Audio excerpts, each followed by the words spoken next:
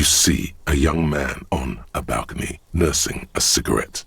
His eyes have been following you for a while. Not looking for any trouble, officer. It's the voice of someone who has something to hide, my liege. I don't want to be seen talking to the gendarmerie if that's okay. I just want to finish my cigarette. It's the god of cigarettes and youth.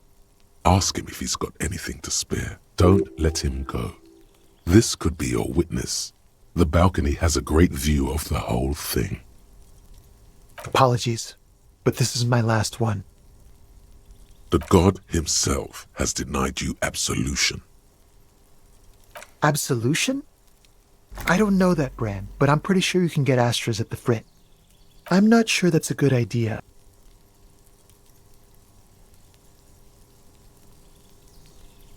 As you wish. Is it really that important? Like a nervous cat, he keeps stealing looks at the neighboring windows. All right, but make it quick. Once I finish this cigarette, I have to run. By God, this young man has the body of a decathlete. His lithe form was practically made for vaulting over the high bar. Help you? No, sorry, gendarme. I have to run. Occasionally. Why? No, I just like to look good. He gives you a honeyed smile before shaking off the cigarette ash. My name? My name is Martin Martinez. That's definitely not his real name. No, of course not. Could you please lower your voice? Ask him again. And I really need to finish this cigarette. But he hasn't left yet. I can tell that you finally got him down. Thank you. It was quite a disturbing sight, even by Martinez standards. What were you doing last Sunday? Oh. You already asked me that, didn't you? Wait, is someone else investigating the lynching? No, not you two. Some more muscular type. And when did you speak to this more muscular gentleman? Last week? I don't know. Look. It'll take more than rain to bring this place back to life. You didn't answer the question. What were you doing last Sunday?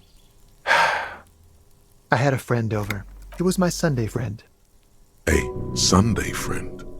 How intriguing. Makes sense. Friends are nice on Sunday. You don't have to work. You can just spend time with pals, watching rugby and drinking beer. He doesn't reply, gesturing no with his cigarette. Under the grey sky, the neighboring windows are streaked with rain.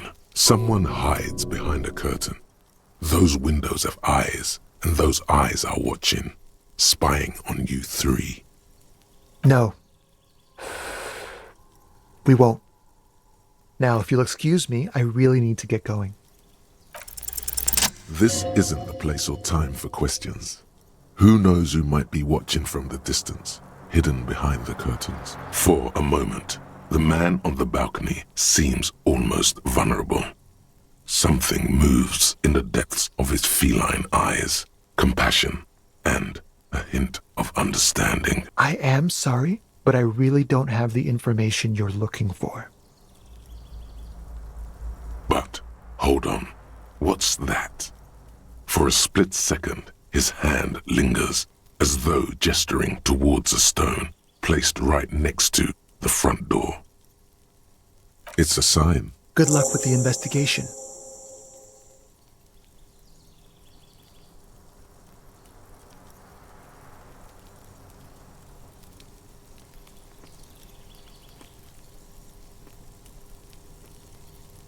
He's gone. No point in running. Tenements like these often have multiple exits. If he doesn't want to talk to us, then he'll know how to hide himself. He could be a witness. Him or his Sunday friend. Either way, we need to look into that muscular type. who's asking about our case. He did leave us a sign. Did you see that? He wanted to draw our attention to that stone right over there. If we find a way inside the building, we can ask around for his apartment.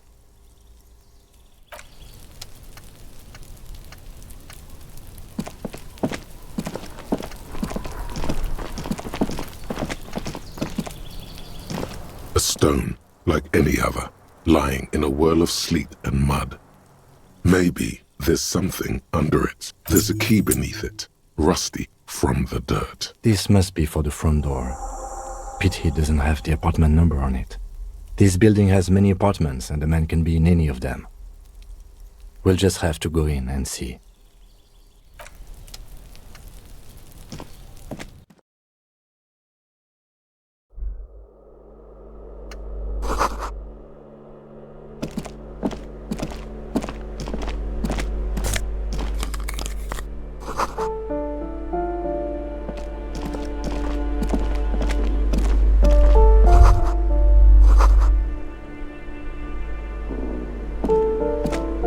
A shabby door hangs oddly on its hinges, secured to the doorframe with a safety chain. An unpaid energy bill is attached, threatening to cut off the electricity. It's addressed to Mr. Uno Doroita. Your heartbeat quickens, palms go sweaty. The siren of amphetamine is singing you her song. And the place comes with 3 months' worth of utility bills. No response. The apartment numbers have fallen off the door, leaving the panel with a sticky 1 shaped shadow and a marker drawn 2. Nothing happens. It must be an ambush. Let's get your adrenaline pumping, just in case. You'll need to equip the chain cutters to enter. Snip right through the metal.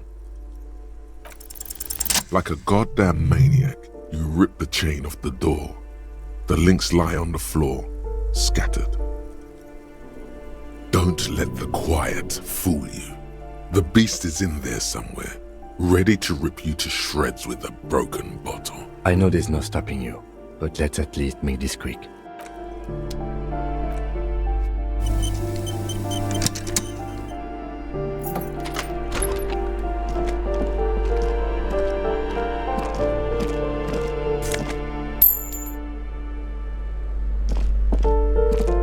A phone book lies open on the table, covering a stack of utility bills.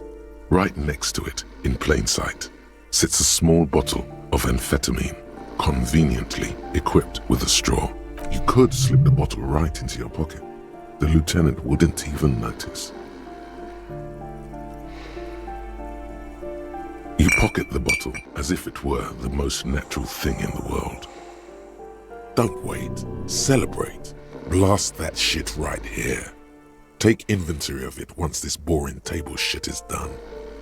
Blast it before you face the beast, Deruita. You're going to need the encouragement.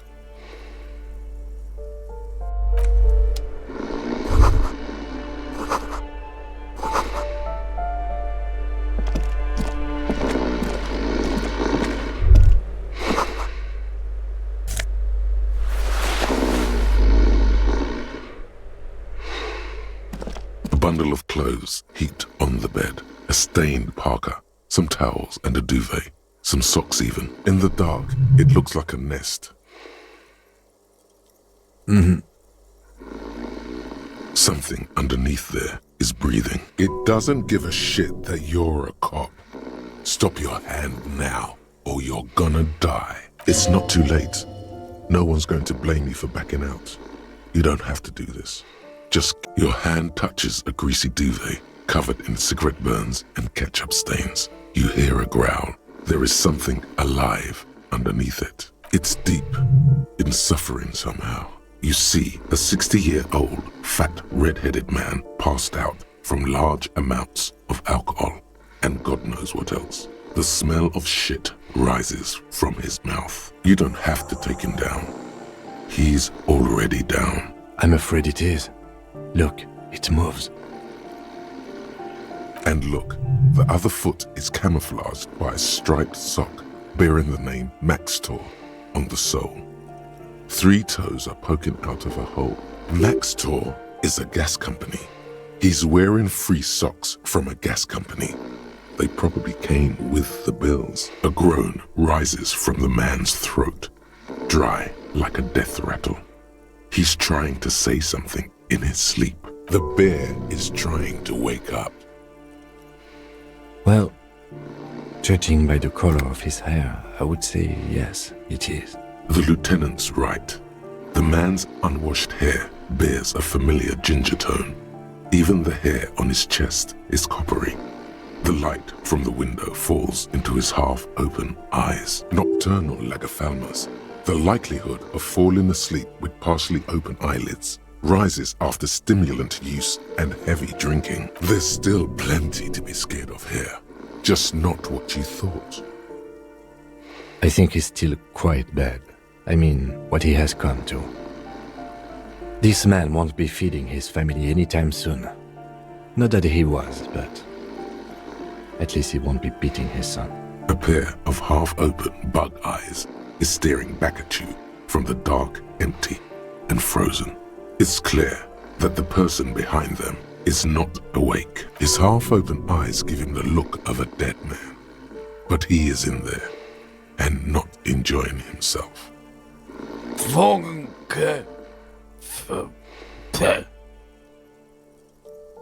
Look, he's trying to communicate.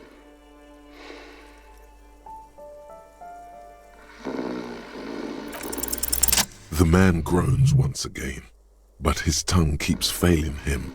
It's impossible to make out the syllables. A hand emerges from the blankets, trying to gesticulate something, and then it dawns upon you, clear and surreal. Pigs. He's trying to call you pigs. Are you going to let a semi-conscious degenerate disrespect you?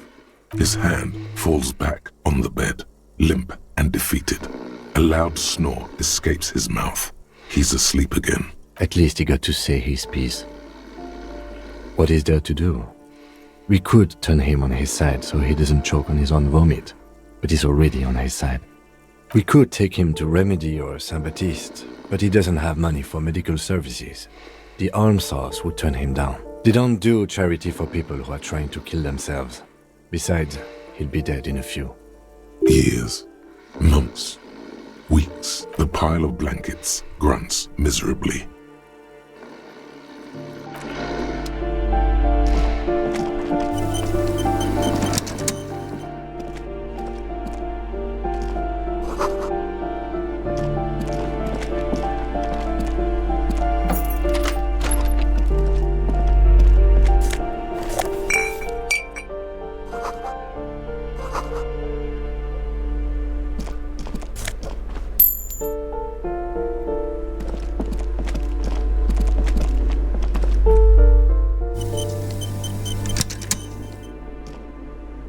Yes? Yes. I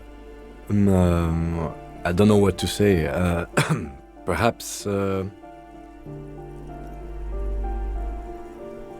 not really sure about this turn of events. I think the mutton chops might have been a better idea. They sort of seem to cover up some of the...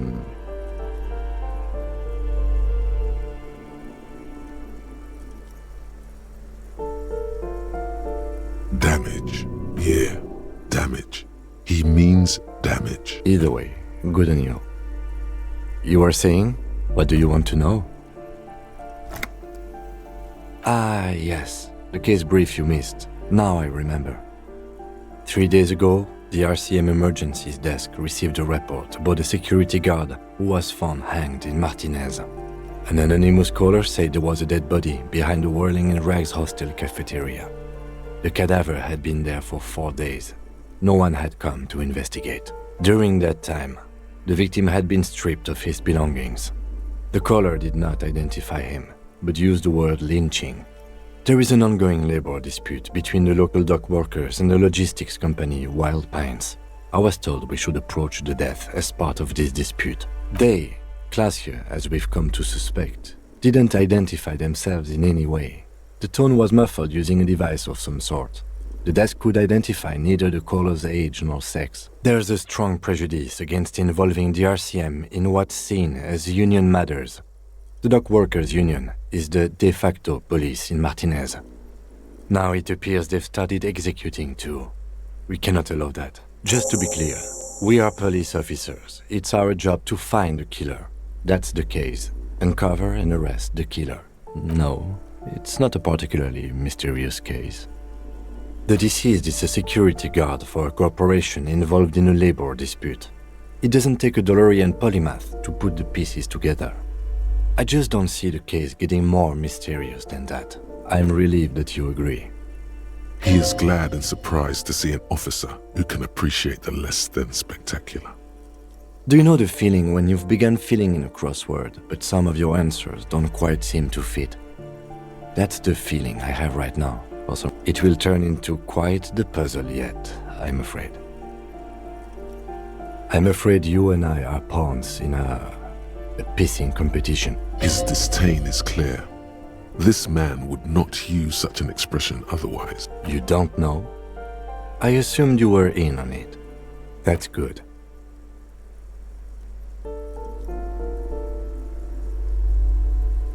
What's there to say? It's just stupidity. The cop kind. Our precincts can't decide if Martinez is part of Jamrock or the Industrial Harbor. Yours or mine, as if we somehow own parts of the city. Typical street gang mentality. So we've let the Union make a mockery of law enforcement here, and now it's come to its natural conclusion. Well, sort of. It's less a matter of who gets to police Martinez than who has to. It's an orphan district, in other words. I think the dispatch desk just told both our stations about the hanging.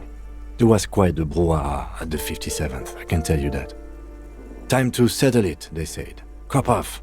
But I assure you, I am not their finest or toughest with 102 cases solved. What I am is least interested in a pissing competition. So he volunteered to represent the 57th, but not out of competitiveness. On the contrary, somewhere in your mind hangs a dark green blackboard. There are two columns. One says, cases solved. The other, confirmed kills. The rows are endless. Jean Vicmer, Judith Minot, a special consultant. What was his name? Then the rows degrade into green nothingness. Your brothers have left you. Yes, I'm an unrepentant spoilsport.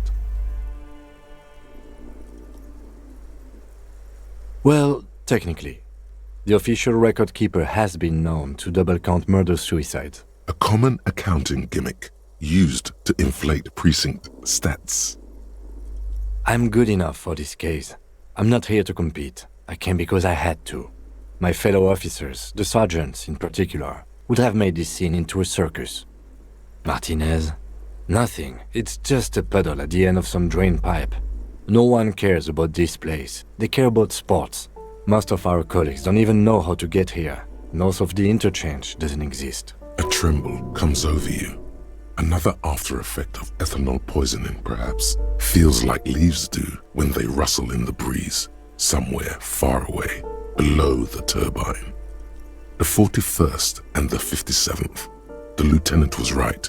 It's not about who gets what's north. It's about who doesn't.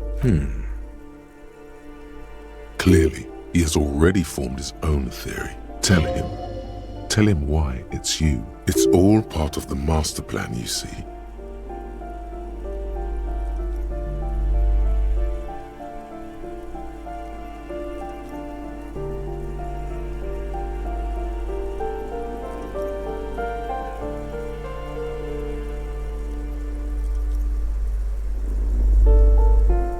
Really?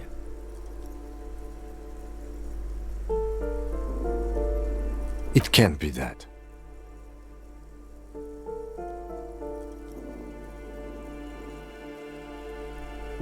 I hope you do. And he will help. Yes, it's a wholly pointless matter. Forget I ever mentioned it. He's actually glad it's addressed now. Look at you. It's because you're a failure. They sent you to slight Precinct 57. Just think about it for a second. You're a raging alcoholic who showed up 3 days late and argues with his necktie. You weren't sent here to win.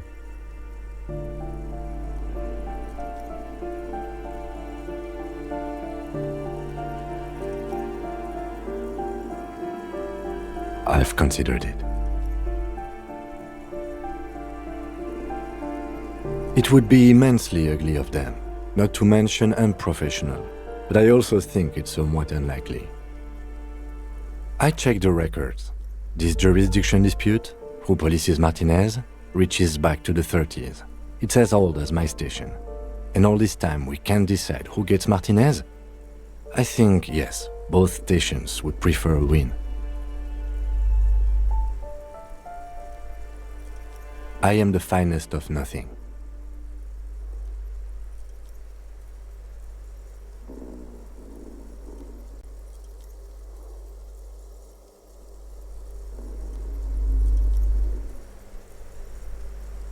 Safe? No. But you're old. You've made it this far. Something has brought you through. We've only just started working together, so I don't know what it is yet. But it's there.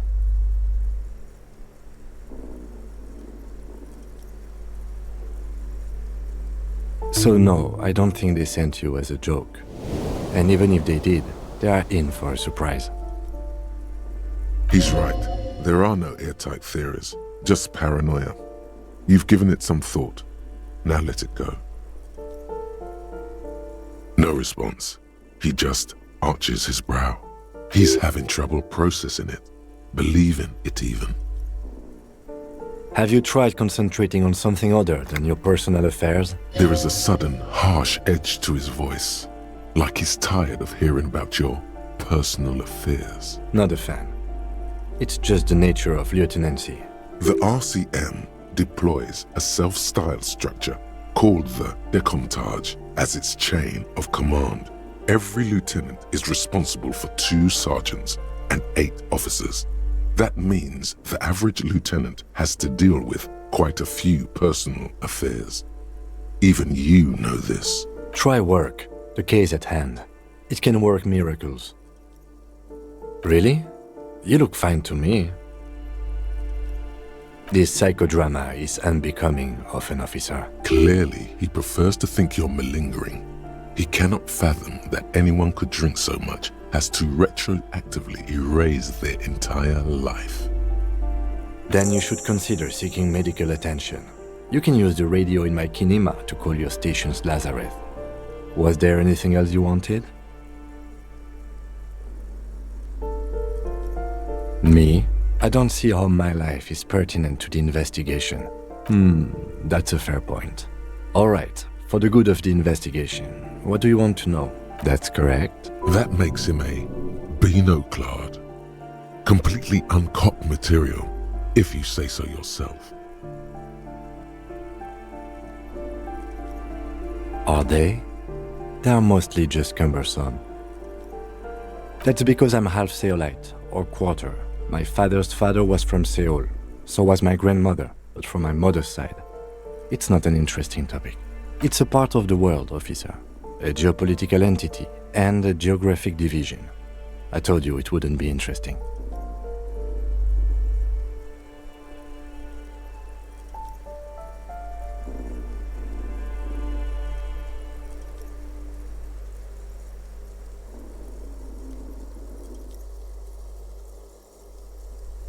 Seoul is a protectionist, isolationist, pan-Isolary state west of the Insulindian Isola. Actually, it's quite interesting. Some would even say mysterious.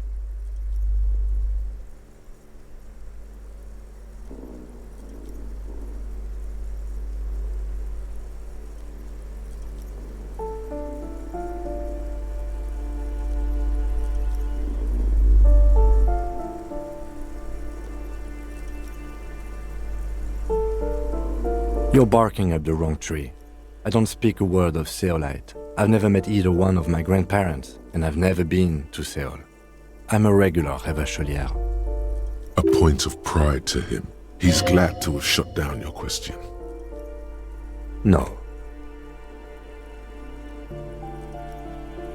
Your brain sends the signal to your lips, but they refuse the order.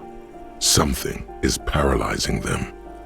You're pretty sure it has something to do with the lieutenant's eyebrow. The eyebrow is exercising psionic control over you. It's like you're locked down. Something the matter, detective? Goddamn right something's the matter. Lieutenant Eyebrow here thinks he can shut you down like some browless freak. Thinks you're just going to lie back and take it. Let's show him. Raise your brow high, up to high noon. Smugly, sire. Raise it smugly.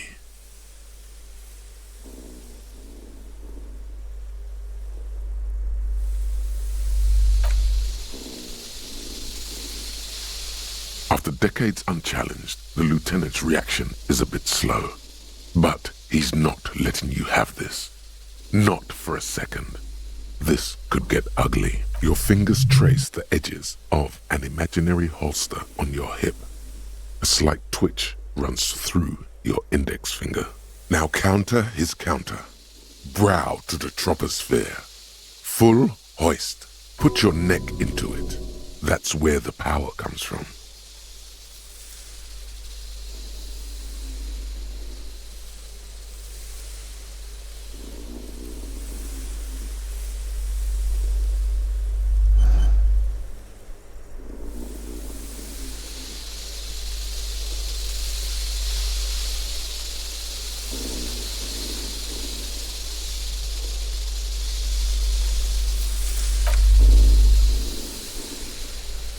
The lieutenant anticipates your move, but can neither deflect nor parry your counter assault. A single drop of sweat trickles down his cheek.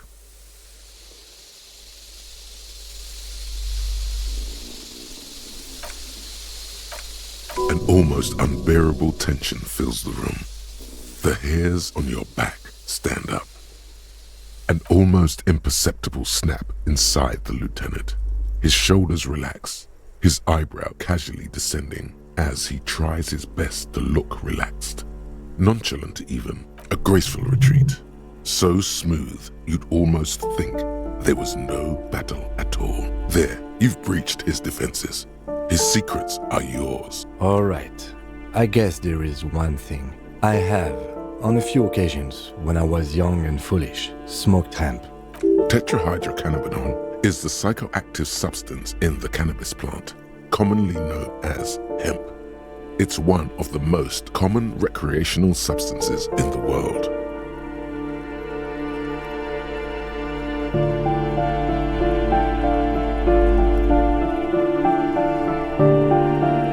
Yes, cannabis, the hemp. I rolled it into a small paper tube and lit it on fire. Then I inhaled the fumes. I was young. Is that enough of a secret for you? He's waiting for a reaction. It's barely a secret. Everyone smoked hemp. No. There are a couple of people who haven't smoked cannabis. I'm sure of that. There's a hint of defensiveness in his voice. Even this minor act of rebellion is important to the lieutenant's self-construction. How about we hit the crime we came here for instead? And by hit, I mean solve it. Solve it hard.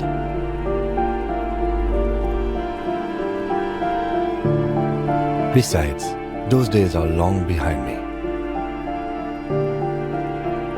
The words are true, my lord.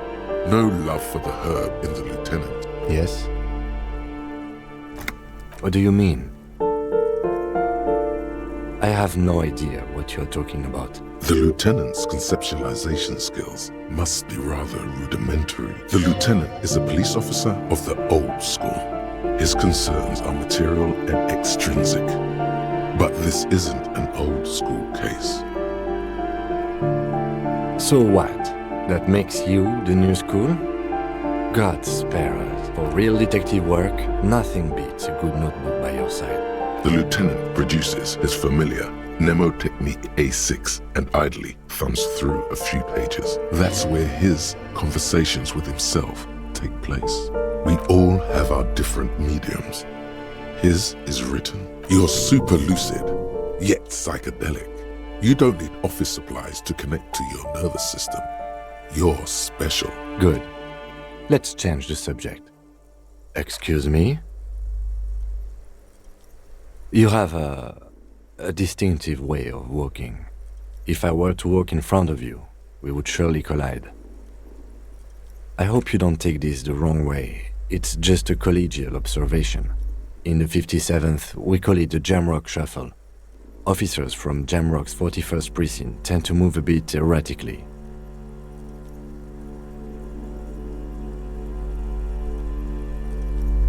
They say it's a scene-clearing technique developed by one of your lieutenants for gathering evidence. It's erratic, yet thorough. Prioritizes containers. Yes, but containers contain things. Shiny things. They're interesting. I don't know. Containers contain, I guess. I'm making assumptions. We should move on. Passing along frivolous interdepartmental st-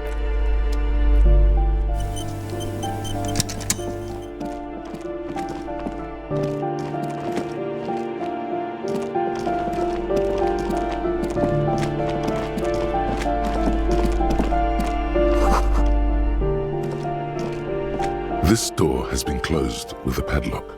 A chalk-drawn number on the board says, Number 11. No reply. No reply. No reply. No reply. It's a solid lump of metal, but the shackle is deeply corroded. A solid pair of chain cutters would make short work of it. Better whip out those cutters. You won't get very far otherwise. The shackle snaps like a twig, and the lock falls to the floor with a little thud. It should be possible to enter now.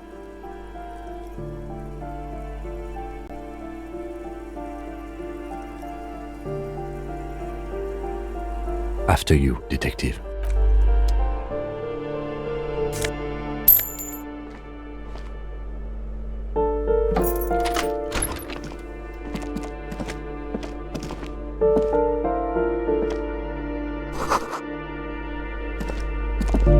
A plaster cast bust depicts a middle-aged man with impressive sideburns.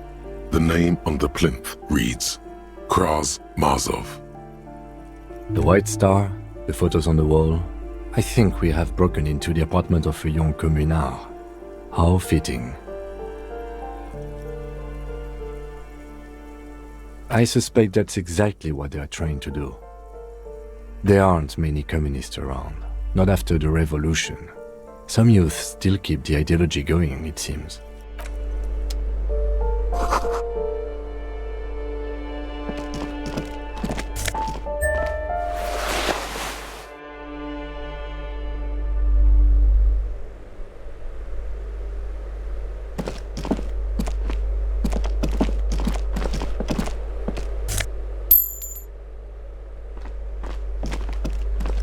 You hear someone walking around inside, rearranging the furniture. The number on the panel says 10. The walking stops abruptly, but no one comes to the door. You can feel tension on the other side. Sounded like a woman. A woman, a poor communard from the looks of it. The room is barely bigger than a closet. Do I have to open the door? Do you have a warrant? I'm not obligated to open the door if you don't have a warrant. Let's go. We don't have a reason to get inside that apartment. Later then, entering this door seems a physical challenge. It's generally easier to do things if you have literally any reason.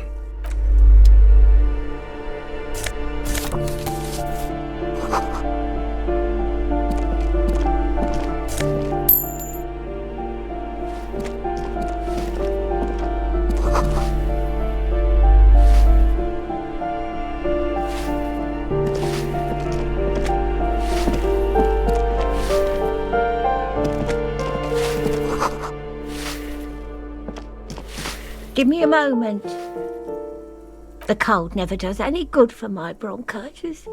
This woman's health is failing her. There's not much to do. Not in this damp. I'm fine. Fine. Don't you worry about me.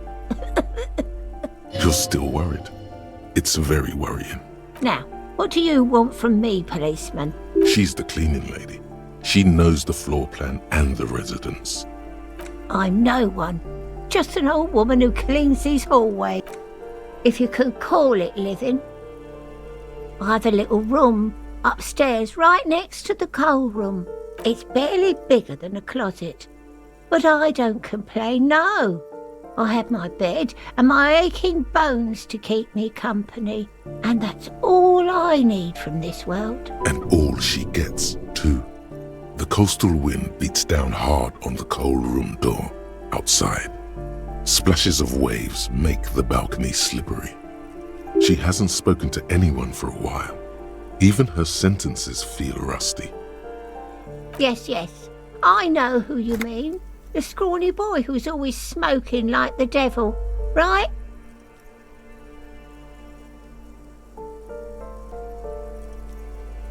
Somewhere in the building, a child starts crying. You hear a radio tuned to a talk show and someone taking a shower. What's he in trouble for? Talk? What was so funny about that? He lives upstairs in room 28. Go to the balcony. It's one of those doors there.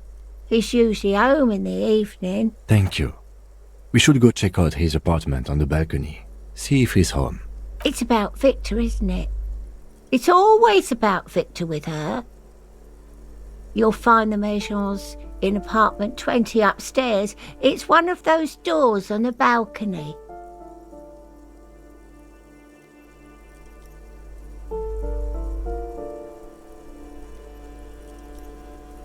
Ask away, policeman. People come and go. I don't keep an eye on everyone. They probably just moved or died, hopefully somewhere else. No one lives there. It's been empty for months. Impossible. I would know if someone had moved in there. Maybe it's those countercultural people again, breaking into a house like it's a public space. You're a policeman. Be good and take a look, will you? Great. Young people. They're worse than rats. You know, always littering the hallways with trinkets and empty beer cans. Oh, that one is a scientist, a future scholar. I think he studies astrology at the community college. Education's good. I always tell them to study. Something to do with all those stars around his door. He asked me to leave his drawings up on the wall.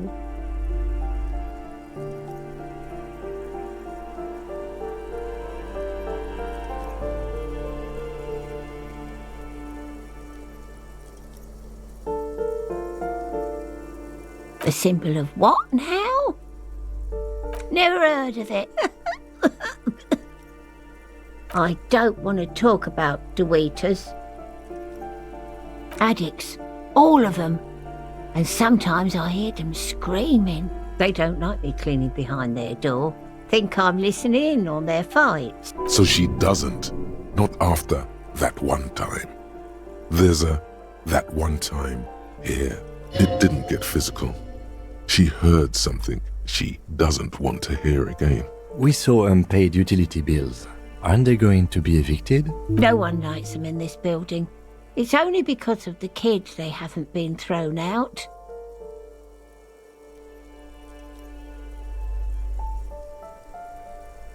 I don't like talking about those people. The artiste? Nothing I can do about her, I'm afraid. She ruins the walls faster than I can clean them. Still, she leaves an old lady to her business. More than I can say for others. She mumbles some kind of a response, then hacks something into her handkerchief.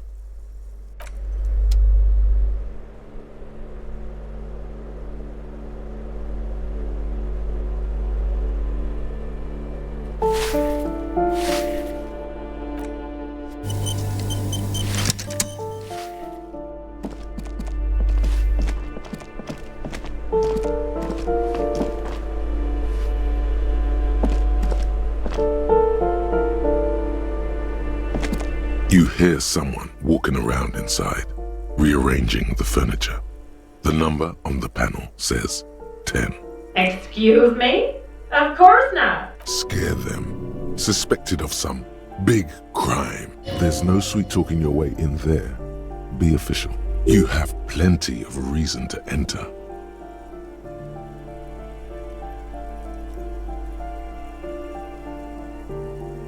Oh, come on. Well, that was easy. That was smart.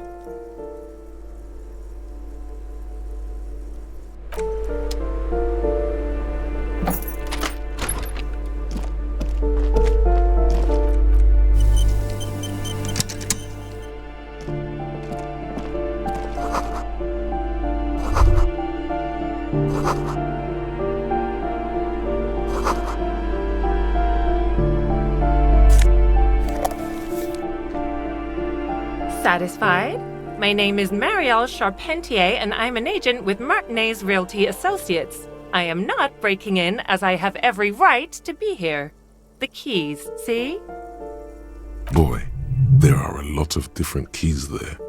More than 20 at least. Her voice is really cheerful, despite her obviously hating you. Do you want to see my ID as well? You can't legally ask for it, but why not? Want to see my residence permit too? It feels flimsy in hand, with the words Revachol Zone of Control written under a nondescript municipal logo. There's a picture of her with shorter hair inside, along with all her personal details. Be friendly. Thank you. Do you have any questions? I need to be back in Midtown in an hour.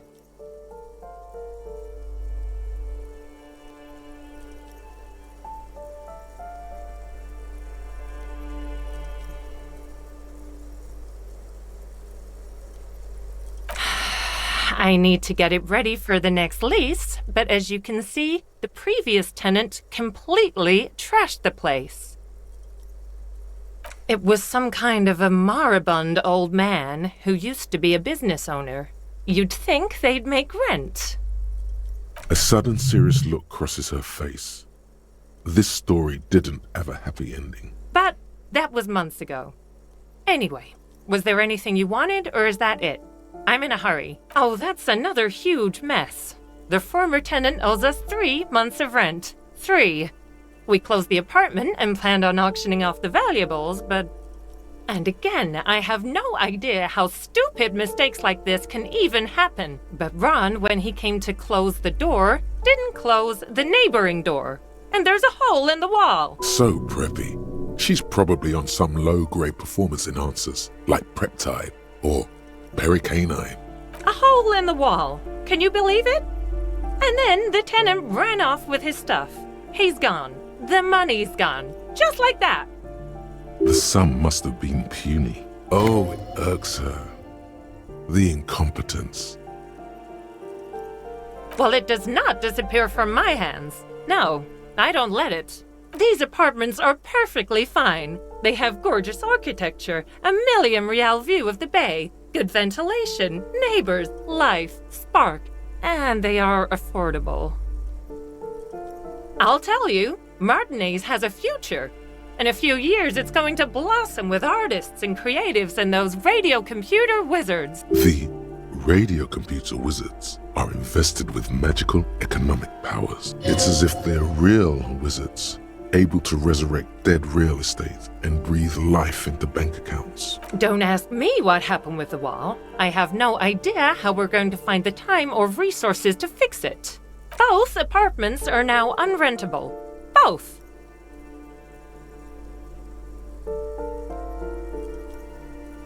Of course.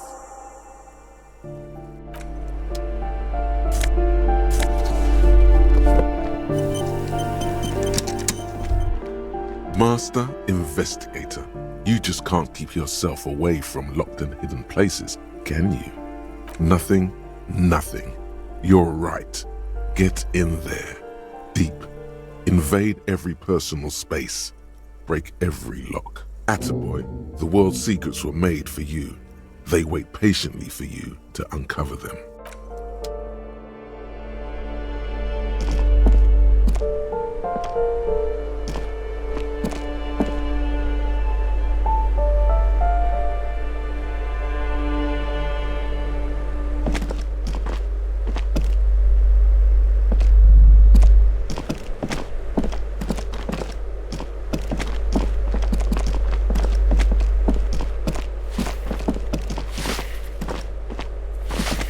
Give me a moment.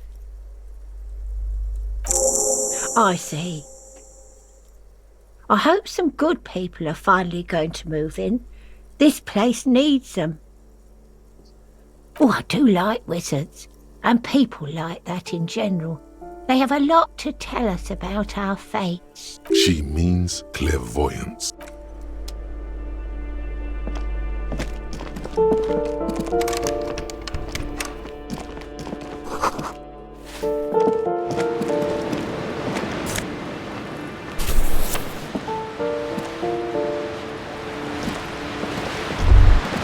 A shift in temperature, the air chills around you. Dust settles on the stony floor. A former architect stands before a slice of window, a room plan in her hand.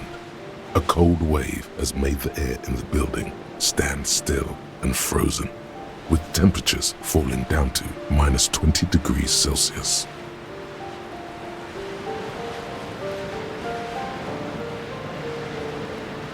Is red from the cold. She's breathing on her fingers, clasping the plan. Traces of sadness are visible in her expression. Faint pencil lines on paper depict the same place, but a missing eastern wall connects the room with the neighboring apartment. Ideas for arranging the furniture have been jotted down. It's clean and empty, with new tapestry embellishing the walls. A standard HB graphite pencil has fallen off a three-legged stool in the middle of the room.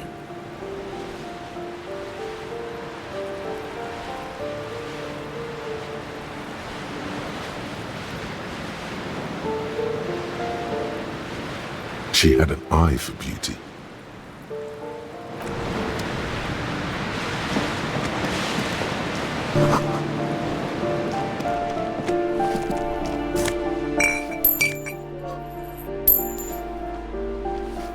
Yes?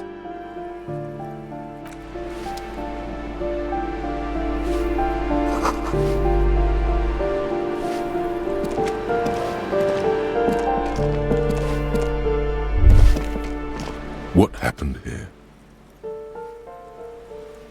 It will still be accessible through the apartment next to it. That one didn't have a door. Sadly, nothing of great value remains here. Indeed.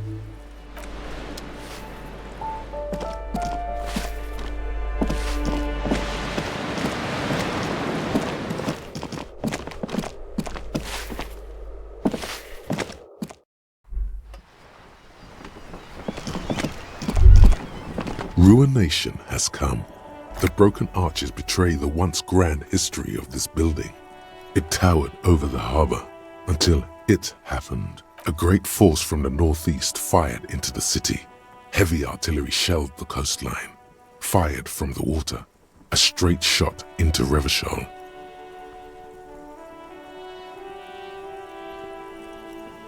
The tenement acted as a defensive wall against the worst of the shelling until it was destroyed, and they had a direct firing line. The wind blows through your hair. The sea breeze cuts around you, high on the balcony, as you stare over the edge at the sea. The waves of the Martinez Inlet roll over the fallen remains of the building. The dark waters obscure the better part of the remains. This is where the damage came from. From somewhere in the inlet, the cannons.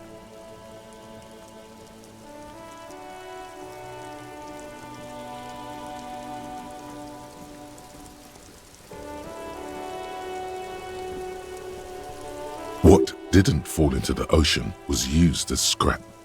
What wasn't used as scrap was thrown into the ocean.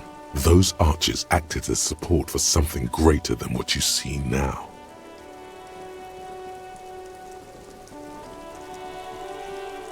Only 3 stories stand where 9 to 12 once did. Restoration has failed. What the shelling took out was never rebuilt. Underwater, iron helmets have sunk deep into the sand and the mud. Helmets of soldiers and their finger bones too, and clavicles, littering the ocean floor.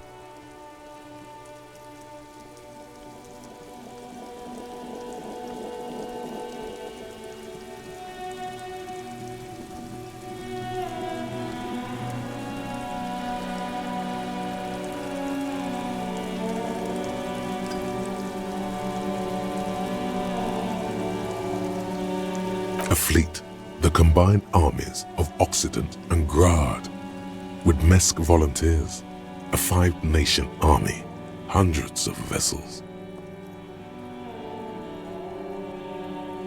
They massed airships further down in the Bay of Revachol. The artillery was so powerful. The ships not only required gyroscopic stabilization, they were anchored into the ocean floor as well.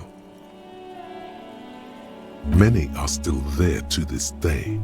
If you squint, you can just barely see the shadow on the water, far in the northeast. Cannon still ready to placate Revachol.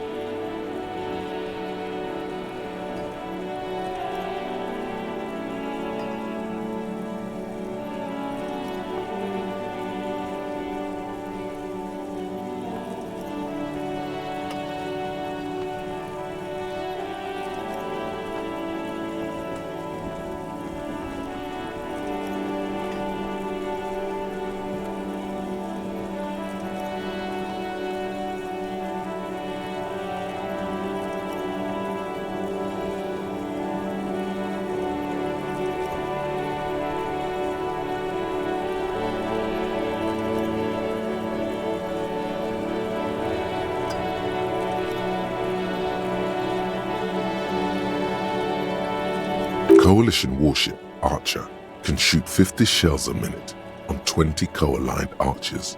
They will reach the city in 58 seconds. The Coalition. But that was a long time ago. I think we should move on. It's chilly up here. He does not like talking politics of this kind. He fears the discussion might lead to disagreements, as it often does. From the eyes of a seagull, a nest of brown hair not worth the 50-foot dive. From a pedestrian on the dock, a rugged man staring out to sea, mere feet from fatality. From a guest on the balcony of the Whirling in Rags, a silhouette imposing enough to be seen at a distance.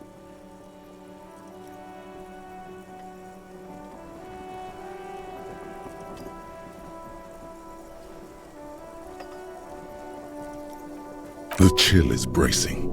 The salt hangs in the air. The wind from the ocean pushes at you, smoothing your moustache.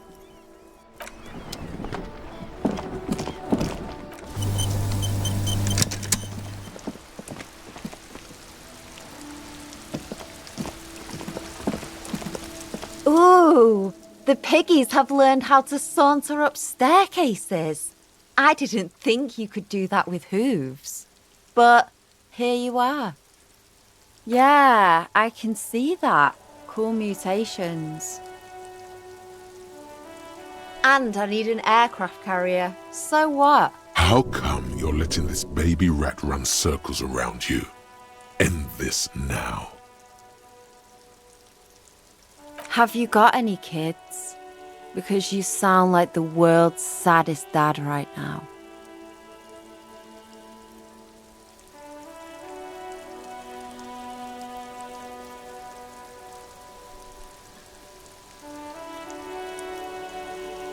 But fine, take the brush.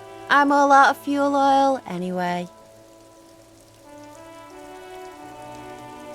You know what you've got in that fuel canister you scavenged from your Kanema?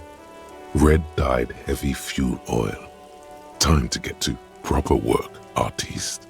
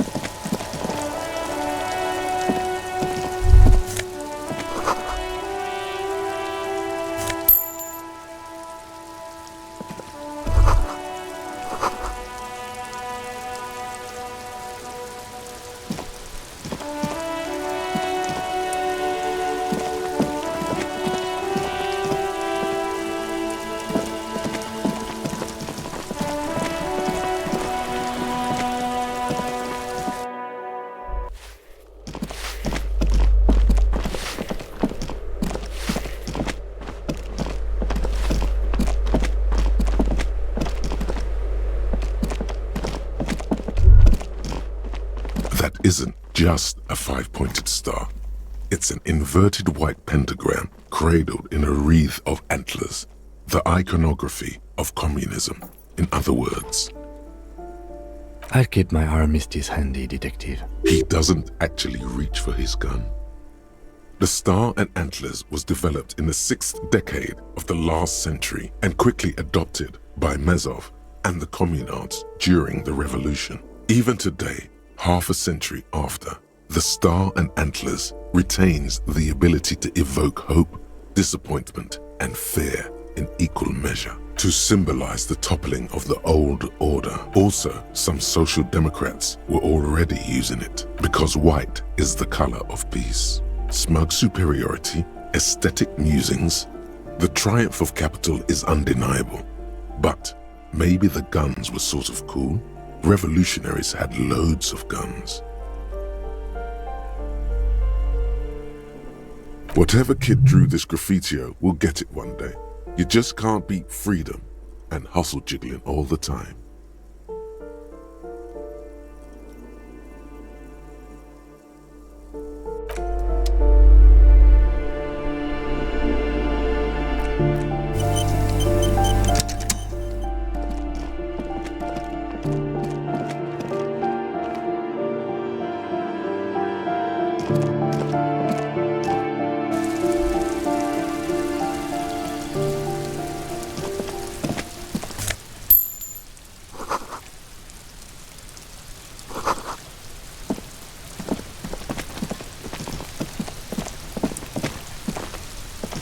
A weathered brown door. The number reads 20. Something smells good. Soup allons yo. The lieutenant motions to you to go ahead and knock. This is the door. You already know it's the right door. This is going to be so hard. Get yourself together. It's just police work. You're right. Let's talk this through. You hear light footsteps passing by the door and some folk music playing on the radio.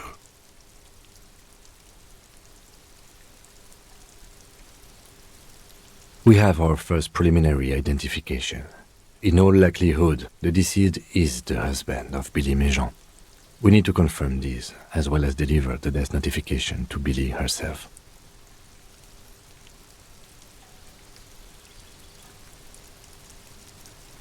Now, delivering a death notification is never an easy task.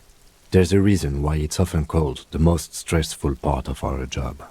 This is why it's usually done in pairs. You got this. I'll be monitoring reactions, ready to act if necessary. Dead? Just don't say that you know how they feel. You don't. Good advice.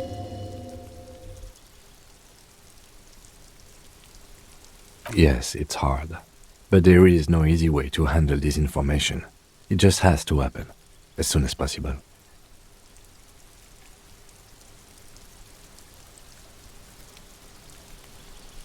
The lieutenant motions towards a weathered brown door. The number reads 20. Something smells good. Soup allons yo.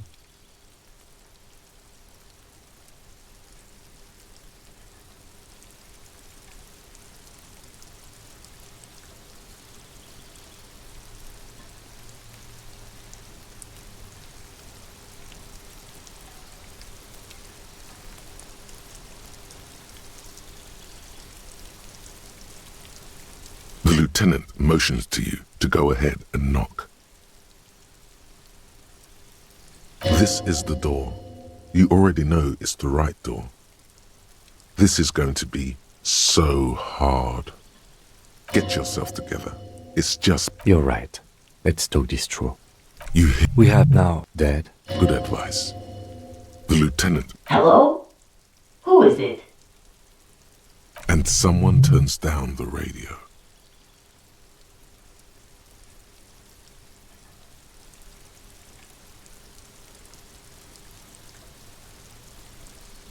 He gives you a short, encouraging nod. The police. A moment, please give us a moment.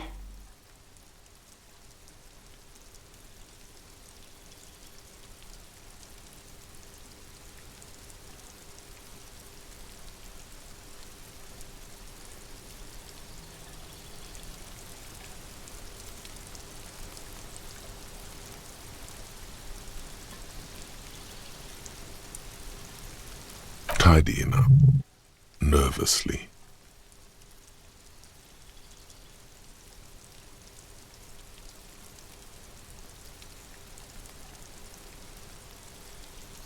There's fear in her voice. Come in. The door is open.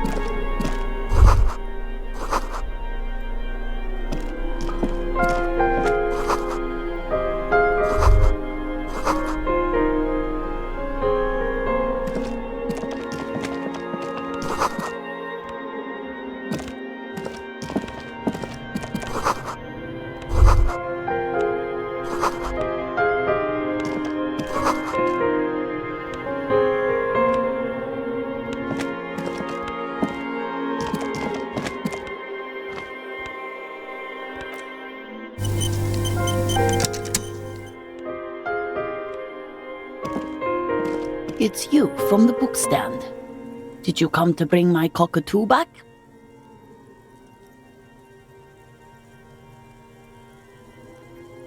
I don't think I introduced myself properly. I'm Billy. Would you like something to drink? Tea? Lemonade? We're out of coffee. The lieutenant has taken off his foggy glasses and is busy cleaning them in his handkerchief for now. You're on your own here. Condensation. From stepping inside, he must feel vulnerable without his glasses. Is this why he's letting you take the lead? Is this about Victor, my husband? Is he in some kind of trouble again? I can come pick him up in the station if that's what. Keep it together. You don't want your body language to tell her the news. Sorry, I'm rambling.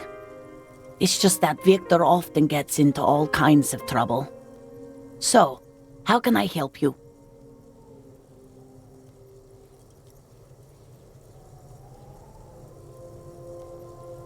How about some small talk before you break the news?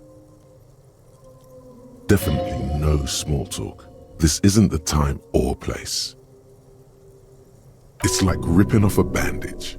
The least painful way is to do it straight away, without stalling. You've done this before. Just keep your focus.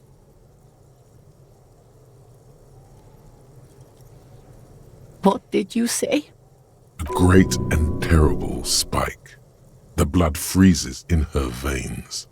Oh. But he was just... But he was just here, alive. We understand this comes as a huge shock. I want you to know that me and my partner are here for you if you have any questions. Take your time, ma'am. What happened to him?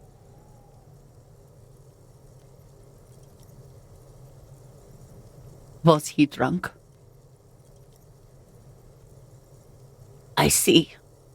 And you just found him there, lying in the cold. How long had he been there? If you say 2 days maybe, it will be etched in her mind forever.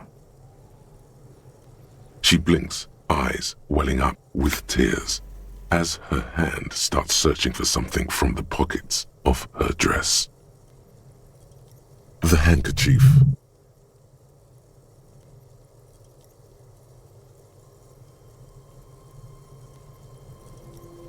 A small, terrified smile quivers on her face as she takes the handkerchief and wipes away the tears. She looks disoriented. Is there anyone we could call for you? A friend, a family member, someone who could be here for you? No. I just need to tell my girls. It burns like acid, unreal. God, should I call them? Should I tell them to come home? No. A day.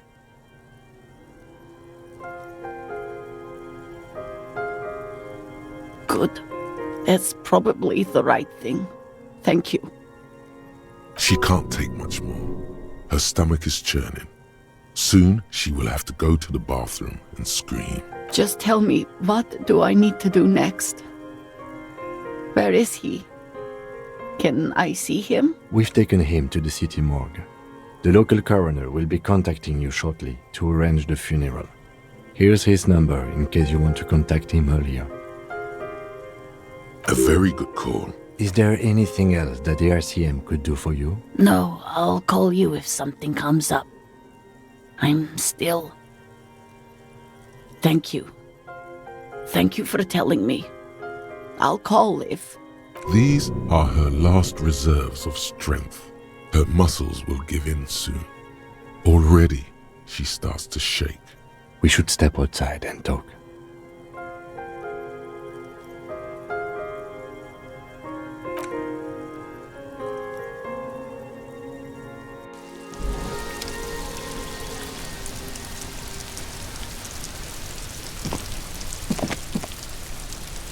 You did well. I'll call the station when we're finished with the day and let them know the name of the deceased. They'll manage. They have to. It's not your place to live their lives. That's it. We should get back to our case now that our duty here is done. Let's go. You should return to the boardwalk now that the body has been taken away. There's something you need to see. A little something that your visual cortex has put together while you were away. Let's call it an apparition from the past. Oh no, it's one of those show, don't tell things, isn't it? You can just stop by whenever you're close. It should be quick enough.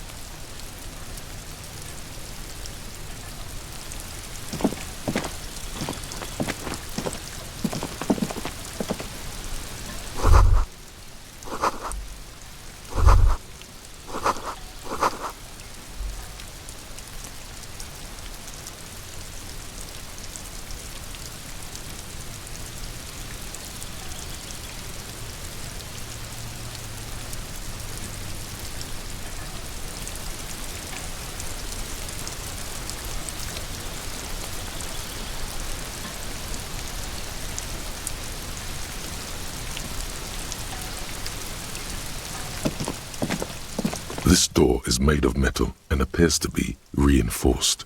Someone here really values their security. Number 28. This is where the cleaning lady said the smoker on the balcony lives. Let's see if anyone's home. Knock on the door. No one answers. Looks like the young man we are looking for isn't home. I think our best chance to catch him is in the evening. We should return tomorrow after we have finished with our day's work. How about 9 p.m.? Sound good?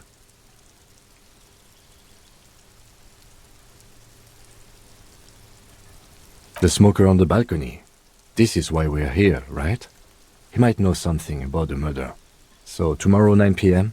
Suddenly, he's a little worried about your memory. Don't worry. It's mostly all still here.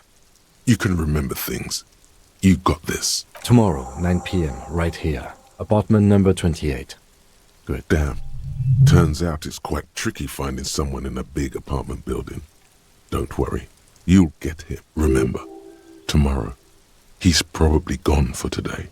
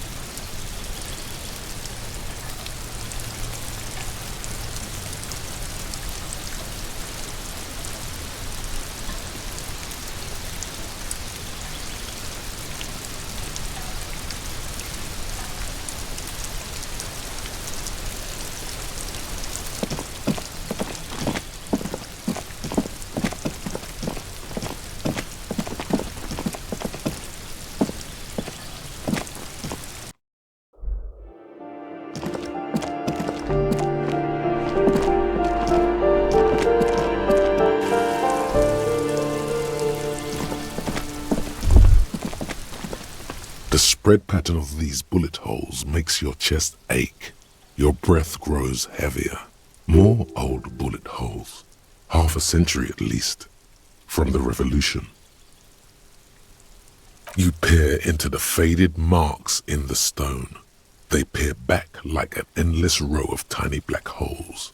Sweat starts trickling down your brow. Your chest feels tight looking at them. It's closing in, caving in, ever tighter. Your breathing grows even heavier. You okay there?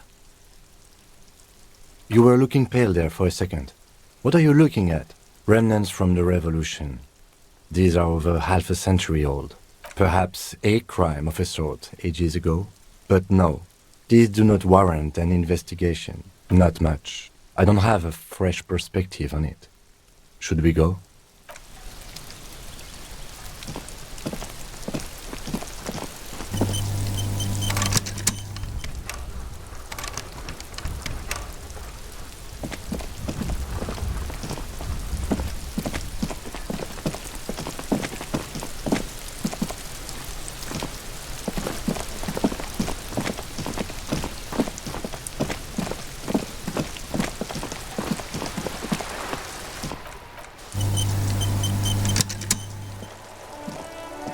The paintbrush in your hand is like a loaded revolver. What will it be, Desperado? Quite a few things come to mind.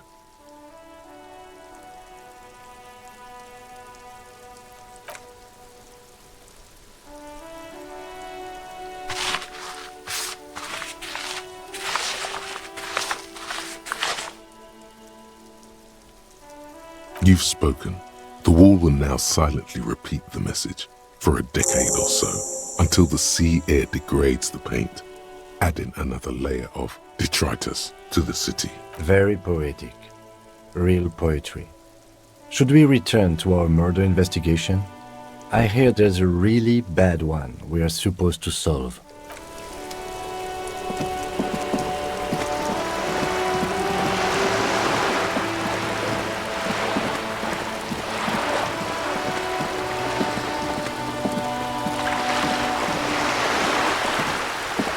This coin-operated viewer is facing south. There was a revitalization project in 49.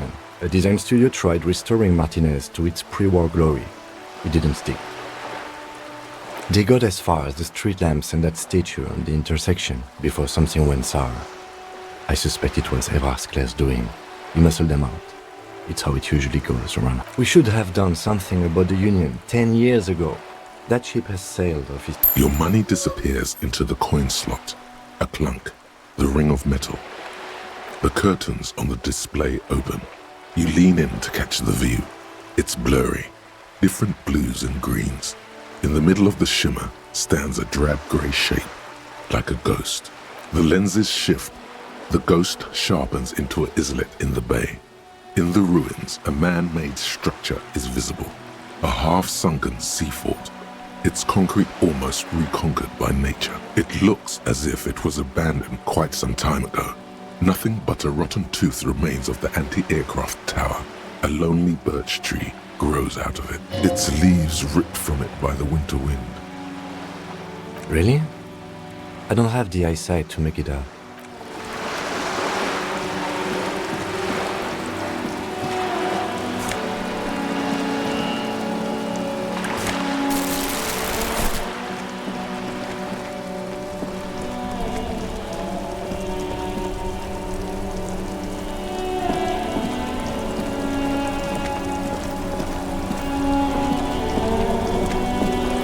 officer. Care to play a game with the lonely old man? Actually, never mind. Wouldn't be the same. The prick is gone. I can barely believe it. But he's really gone. He is trying to retain his jolly facade, but the underlying sadness casts a deep shadow over his wrinkled face. Hell, most likely. He was an absolute Kent. His hungry little heart finally gave out. The dock workers found him in the guard booth this morning. Wasn't even supposed to be working for another week, but he just had to prove how tough he is. Guess he was about to head home, 'cause when the dock workers found him, he was wearing civilian clothes and not the Kuketu uniform I saw him in all the time. Sometimes I thought he was wearing it just to piss me off. Now the joke's on him, 'cause he's gonna be buried without it. That means the uniform could still be in the guard booth. Something to keep in mind if you really plan to give yourself the rev-show. His hungry little heart finally gave out. The dock work guess some. That means the uniform could still... I repeat, an absolute Kent. Even his old army buddies didn't want him around. He was like an old viper.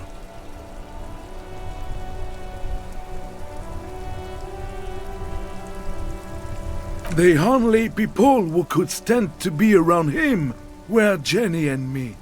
She saw something in him when we were just kids and she never lost sight of it.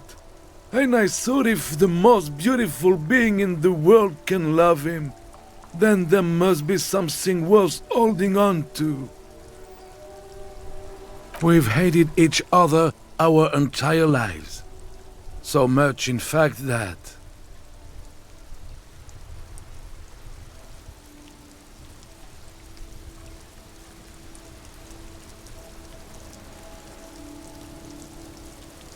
Yes, I loved that angry prick. He didn't deserve it, but I did. You know what his last words to me were?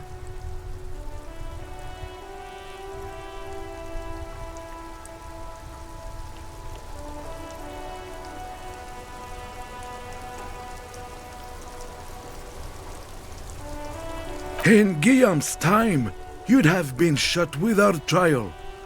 That's what he said to me. I took them for myself.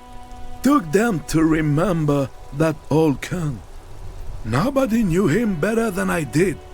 And I want to remember that old cunt by something. Strange how old cunt sounds almost gentle when he says it now. Let me see.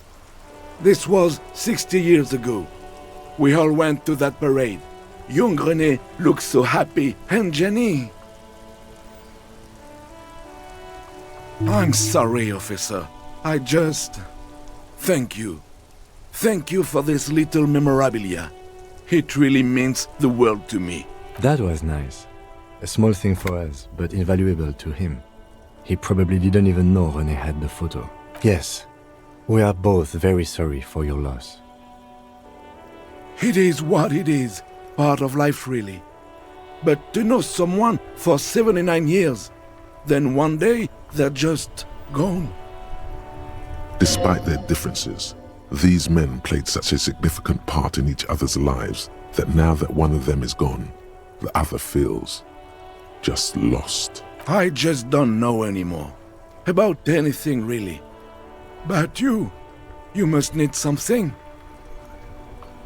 René wasn't really what you'd call a botanist, officer.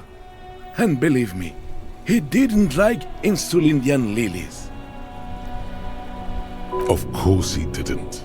Flowers are for pansies. Stop wasting time with them. That's their old name, dating back to the time of kings and crests and all that other stuff he loved so much. There were many reasons but mostly it was the communals. They called them the Bells of Revolution.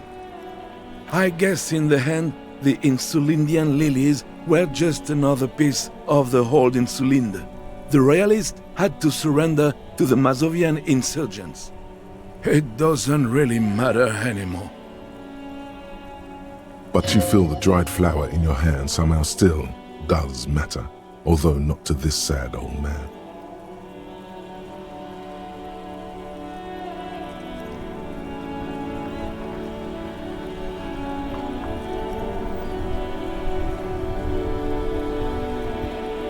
Yes? What about René? Yes. It is what it... Despite... I just don't know anymore. Everything, really. I probably knew him better than... You meant the teacup in the tree, didn't you? I don't know anything about him. Teacup? Oh, because of the ceramic armor. Clever.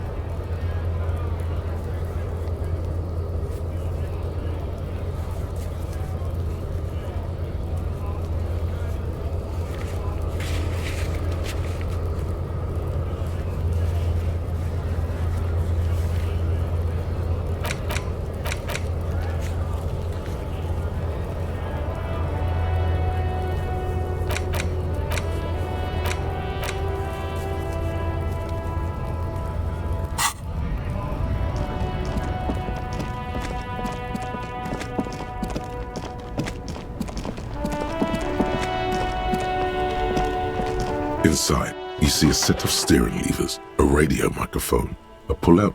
This is Precinct 57. How may I assist you? It will take just a moment, officer. Her voices fade out into the familiar radio static.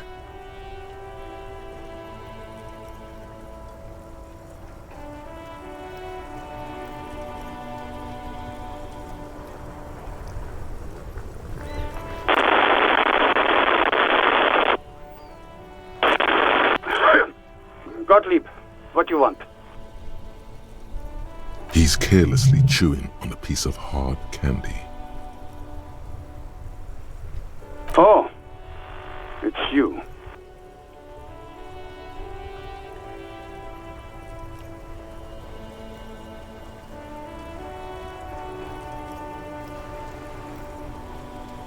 Was that a snarl or a suppressed groan? No love for you here.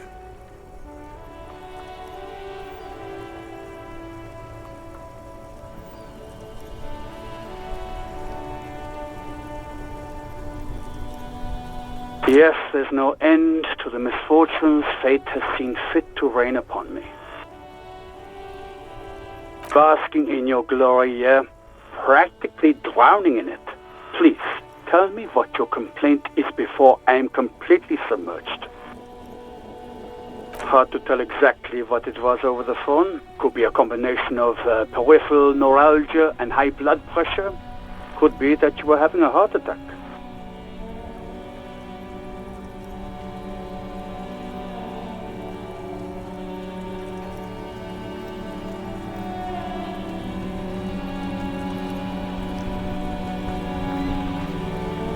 Or, actually, it could be both, given your profile. Yep.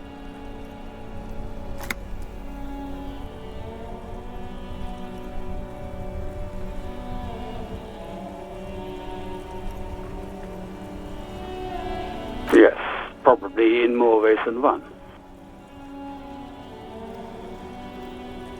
He sounds very careless about it all. Positively breezy.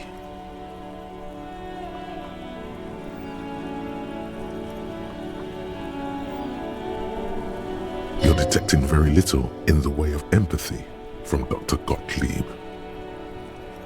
Cut down on the drinking, pal. In fact, cut off the drinking. The drugs, too. Anything else? Oh, but speed. Sweet speed. It goes so well with alcohol, too. Abstinence could have immediate positive effects on your health. And you survived it. Congratulations. Are you mobile? Sort of. But by God, does it burn in your chest. Even better. Anything else? I wouldn't worry about that. Officers your age have coronary trouble all the time. Also, death is a natural part of life.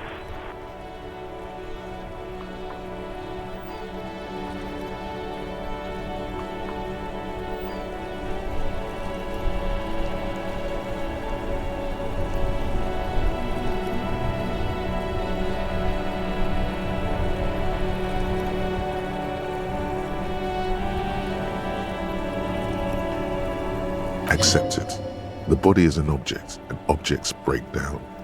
Do what good you can with yours, before the rest goes too.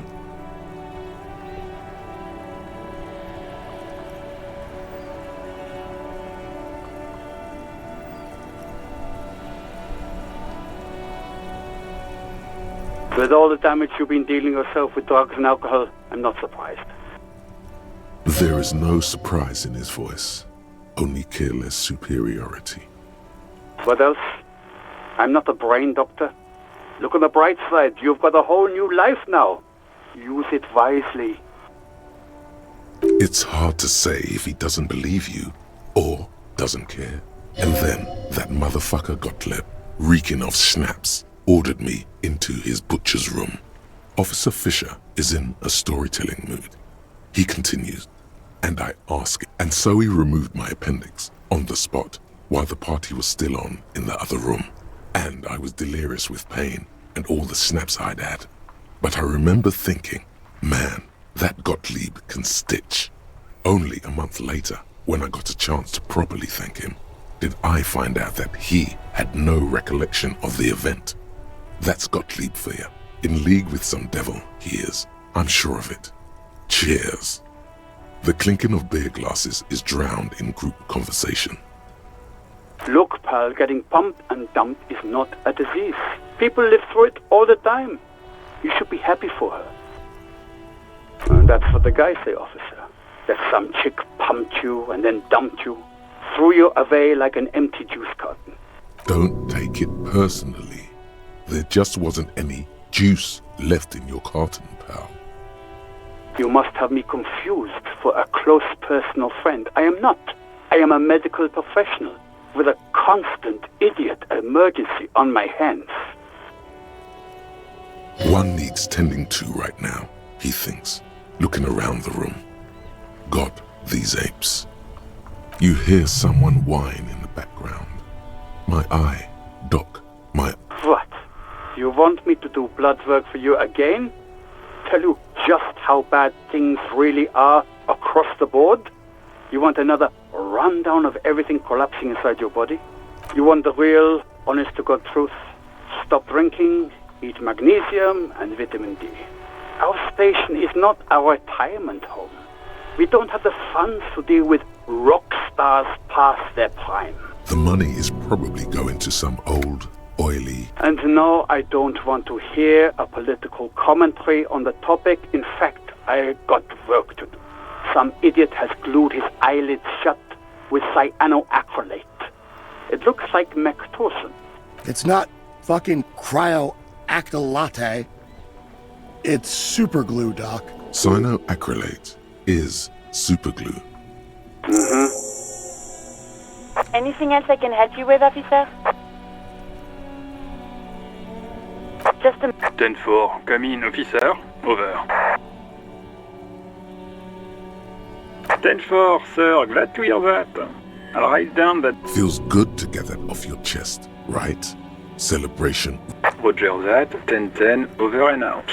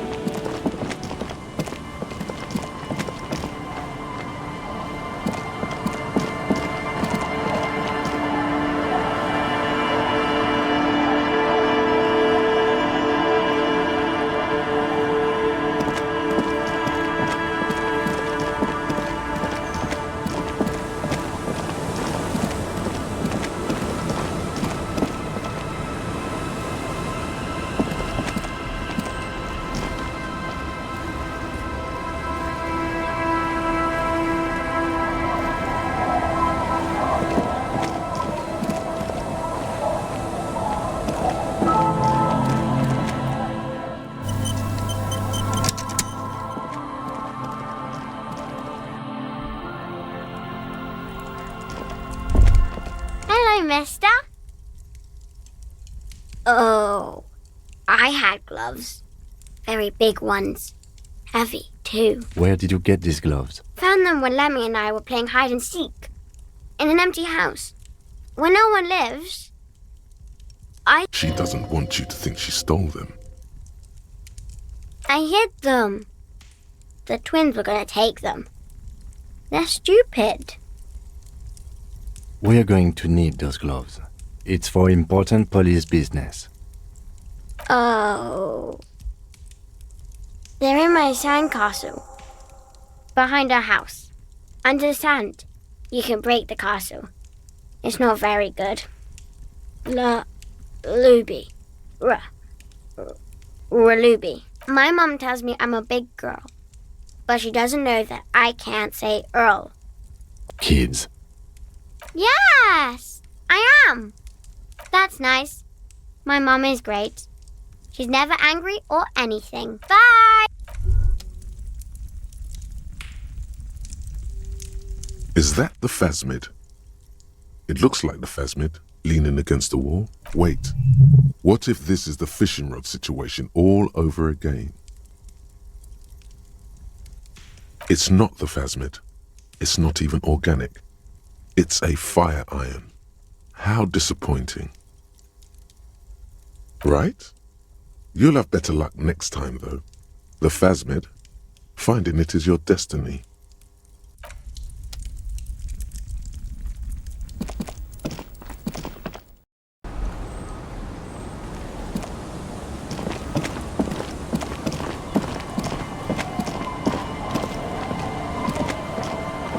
Weather has not been kind to Lily's little sandcastle.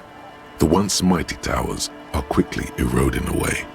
You can see something shining back to you from what must have been a vast underground catacomb network.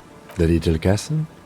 The reigning lord must have come upon some really tough times to let it sleep in such decrepitude.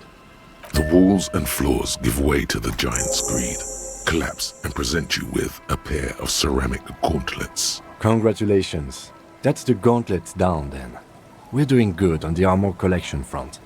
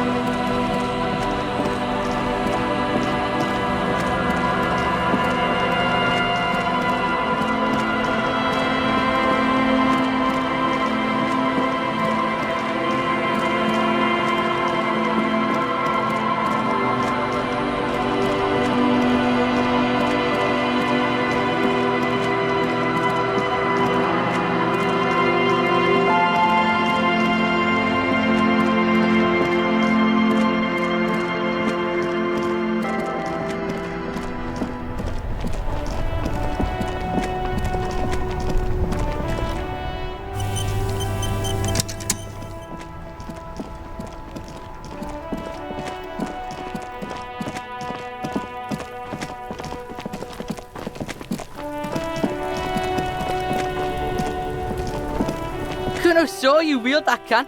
Sweet graffito action, pig. Kuno likes that delinquent shit. You're still a dink. Now what's your case with Kuno?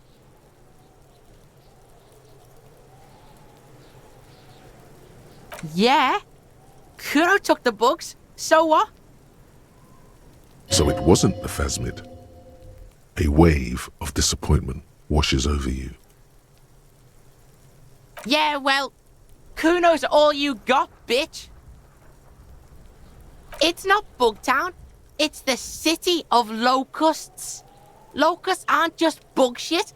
They come out of the sky like a fucking shadow. Shit descends. Stop! You stop. It's like their fucking night. Locust City, Night City, City of Rage. There's a tug of war over the name of his fantastical city. It's almost too big for his imagination. The girl forces herself to watch again, the corners of her eyes twitching from discomfort. The lameness is causing her physical pain. The damage may be permanent. Kuno, the pig wants to help you. Oh, that's how lame it is. Please just don't say you're... An artist? Maybe I am an artist. You hear that, everyone? I'm a fucking artist now. Did he just say I? Kuno usually calls Kuno, Kuno. Kuno made Kuno. Kuno says whatever the fuck he wants. There are no rules here, pig. I fucking say I when I wanna, and Kuno when I wanna. Kuno's free. Kuno's free to fucking die, bitch. This is what he sometimes does when things get tense. Oh my god, Kuno! He's gonna make you totally lame in, like, 3 seconds. Don't let him, Kuno. Yo, fuck you, see? Kuno can be what Kuno wants to be. Kuno's his own man. Kuno's free. Kuno made himself into Kuno. Kuno can make himself into anything. Kuno can make himself into a pig if he wants. Kuno can make himself into a... Kuno doesn't give a shit. Don't make yourself into a pig, Kuno. You'll have to take me away. In it, you hear snow melting, dripping from the eaves. Someone closing a window. So that's what this is about.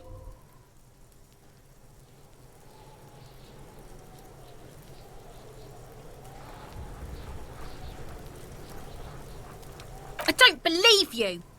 For once, the boy is lost for words. He turns completely red now, with splotches of white beginning to appear across his face. Use this momentary confusion to take control of the situation. You've got him. Now convince him to leave the cryptozoologist's traps alone. I don't give a shit. I don't need the locusts anyway. Shit is all lame now. C was right.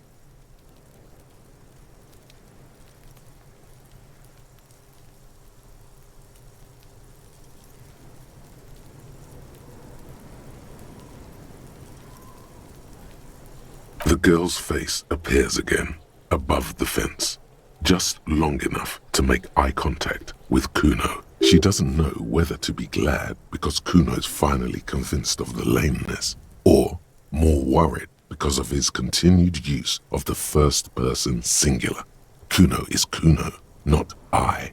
It don't mean anything. It's shit. Kuno just likes to focus. Kuno likes to concentrate on shit. Build shit when he's zipping hard. Fuck. Pig, you really shouldn't have fucked with Kuno City. Now it's all fucking lame. Kuno's gonna let the fucking locusts die. The fuck are they trying to catch anyway? With the... He recognizes the name. Bitches think Kuno doesn't know shit. The fuck out of here. Kuno's tired of this shit. As you leave, you notice his usual rooster-like swaying posture has changed. Slowed down, like clockwork unwinding. There's silence between the two children. They're not saying anything to each other, nor looking in each other's direction.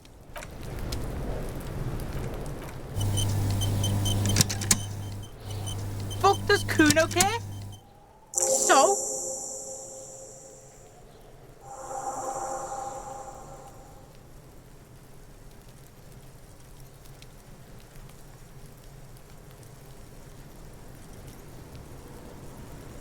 You should thank him.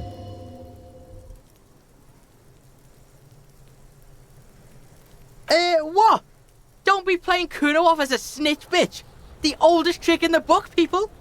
Are you snitching, Kuno? This is some ancient bullshit, people. Kuno would rather take 10 than snitch. Pig's full of shit. Get the fuck out of here. You found a real nice button to push. Turned the tables on him. Yeah, did you fucking there? Oh, that?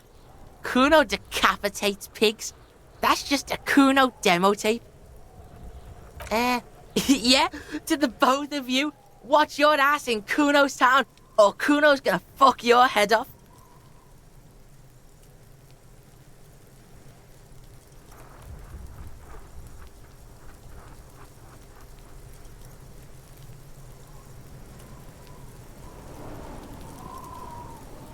He is incredibly pleased with himself right now.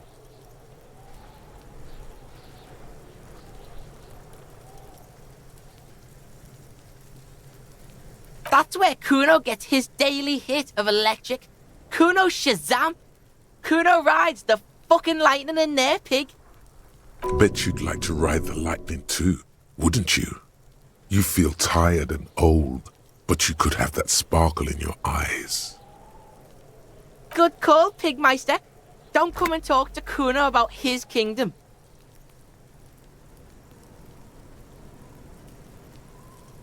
The fuck do you want with it?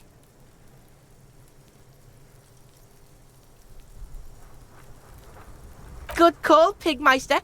Don't come and talk to Kuno about... Kuno...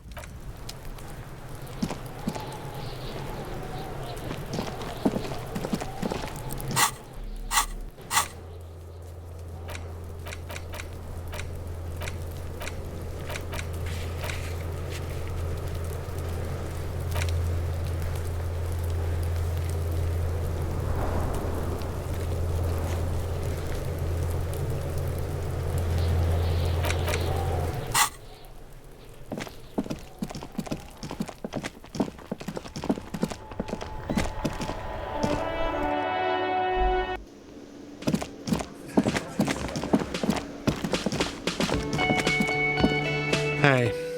Well, well. Bringing him that new bird sure made a difference in his attitude. Another thing. Great. I love those. Oh, okay. Well, I did hear you make noise back there, so good for you. He's really holding himself back here. It takes a lot of willpower not to ask. Obviously, he's been wanting to know what's behind the door. Okay, what is back there? Ha! I knew it. I've always wondered where those machines by the door came from. And they told me there was some kind of pinball thing here too. I knew it. Were there any back there? In working order, I mean. No, I was just wondering if you found pinball machines there. He was wondering about something business-related, about how much money he could make of one. No, but we could diversify the entertainment options, seeing as you've opened the door back there. The machine we have in the corner now is broken. It wouldn't hurt to get a little life in here, other than the hellish karaoke machine. That one's always causing trouble. Yeah, those numbers he's adding up must be making good sense to him right now. Sounds like he cares about the place. He's not going to be overjoyed to hear that it's part of the doomed commercial area. He should still know. You have to be forewarned about these things. What? Why would you say that? We're at a completely different address from that whole thing. So he knows of the doomed commercial area and its address. Everyone knows of it. I've been working here for a long time, and that intercom has never been used by the Whirling. It's a sign of the whirling in rags not being part of the doomed commercial area. If anything, we're revitalizing this neighborhood. Relax, Mr. Gart. I'm sure there is no doom. He simply wants to share his discoveries with you. Does this look like part of a doomed commercial area? This pre-revolutionary tilework? These high ceilings? The nice rooms? Well, most of the rooms. For 14 years, man. That's how long I've worked here. I've kept this place up through hail and through sleet. Fuck me, if some doom ghost. He's done a fine job too. Though he's spoken of the place dismissively before, the hostel is actually very important to him. Yeah, it's slowly growing on me again. It's beautiful in its own way, especially for this neighborhood. I've been trying to keep it that way, even if it is part of the damn doomed commercial area. Yes, your police skills have delivered. I'm sure you'll get a commendation, maybe even a promotion. Some real estate management company, they never come around here, just collect money from afar. Honestly, I think some money laundering might be involved. There is an acrimonious note. It's clear he's doing the real work around here. Well, it sure as hell wasn't the real estate company. It was you? You look surprised. What? It's a great name, I know.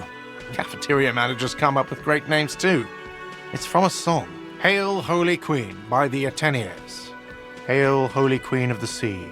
You're whirling in rags, you're vast and you're sad. Good pick. What about them? One is a basement dive frequented by chain-smoking communists. I can't tell you how sick I am of Kraz Mazov and Ignis Nielsen and all those old ghosts. He's hesitating, not sure if he should share this information with you. Encourage him.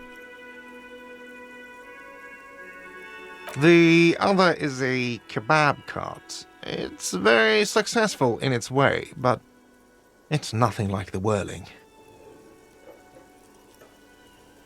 Luck has got nothing to do with it. I need to think about where I'm going to place those pinballs. I have a feeling they're going to help. Against the doom, it's implied. So, if you didn't have anything else to tell me about my... What wall? I'll have it fixed at once. Thank you for letting me know. I assure you, the whirling does not abide spying on its guests. The color has drained from his face. What a shame to fix such a good peephole. Thank you. I'll patch it up personally. Was there something else about the... Yes?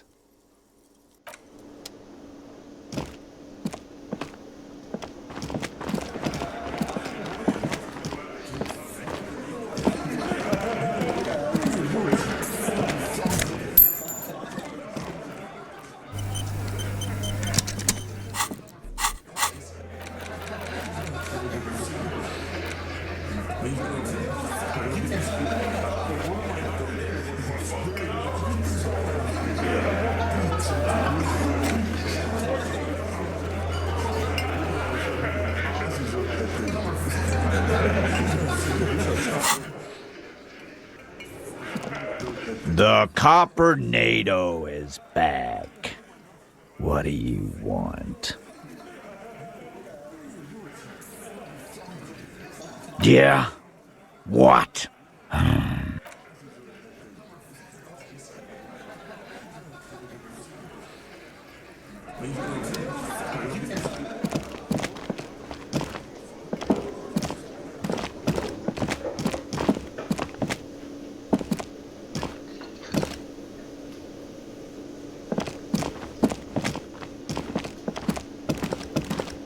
Yes?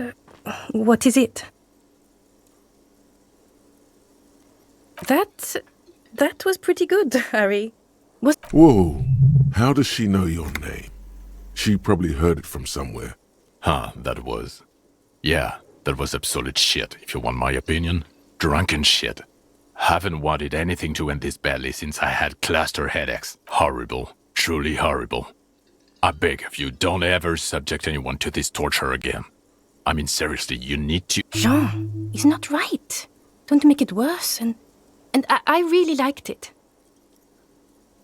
She actually did. Yes, I called you by your name. What about it? God, everybody knows your name. Please go finish your investigation so everyone can go home. God damn it, you leave her alone. Keep your weird bullshit to yourself and be professional for once, for fuck's sake. Can I actually help you with something? Yes, of course. Preposterous. Of course I'm with him. Why do you ask? And you look like you don't bathe, on principle. Please, let's not turn this into another...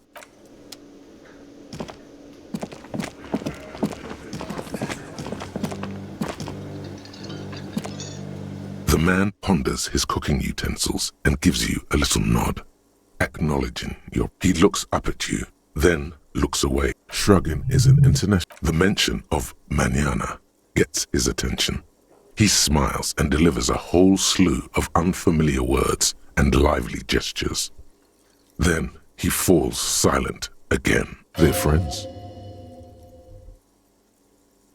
The man says a couple of sentences in that strange language of his and then seems to wait for you to speak. I'm pretty sure he asked you a question. He doesn't know your language. You can just say something cool in return. Boss need more vodka? Okay, so it's vodka that keeps the men happy and in good spirits. Clever move by the Union. Of course, vodka. Now that makes a very, very special borscht indeed. Turn it up and then ask for some yourself. Turning it up seems like a dangerous idea, honestly. The place is a powder keg.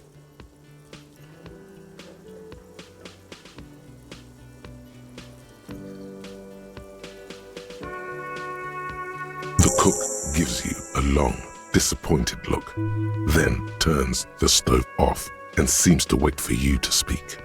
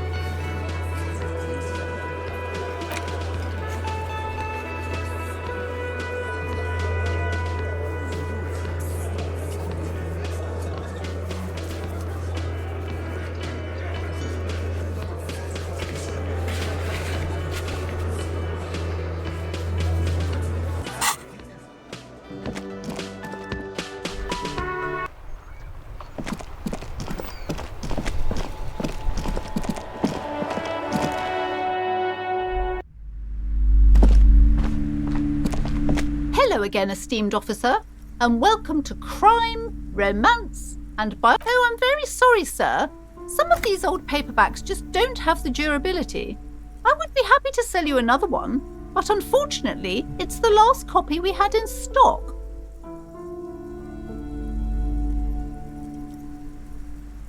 She calls that customer service?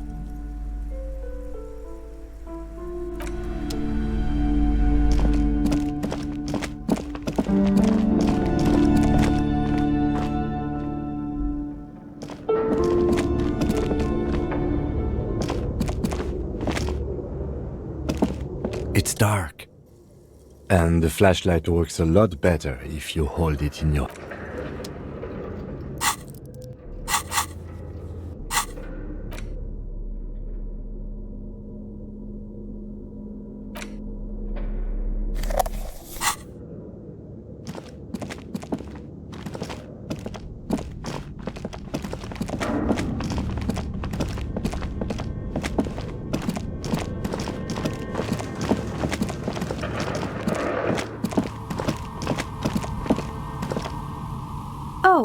you again.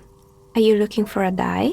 You mean the curse that I'm spared of because I live outside its immediate reach?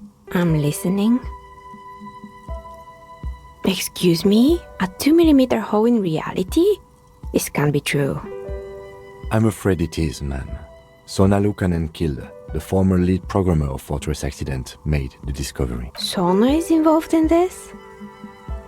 So it's even worse than I thought.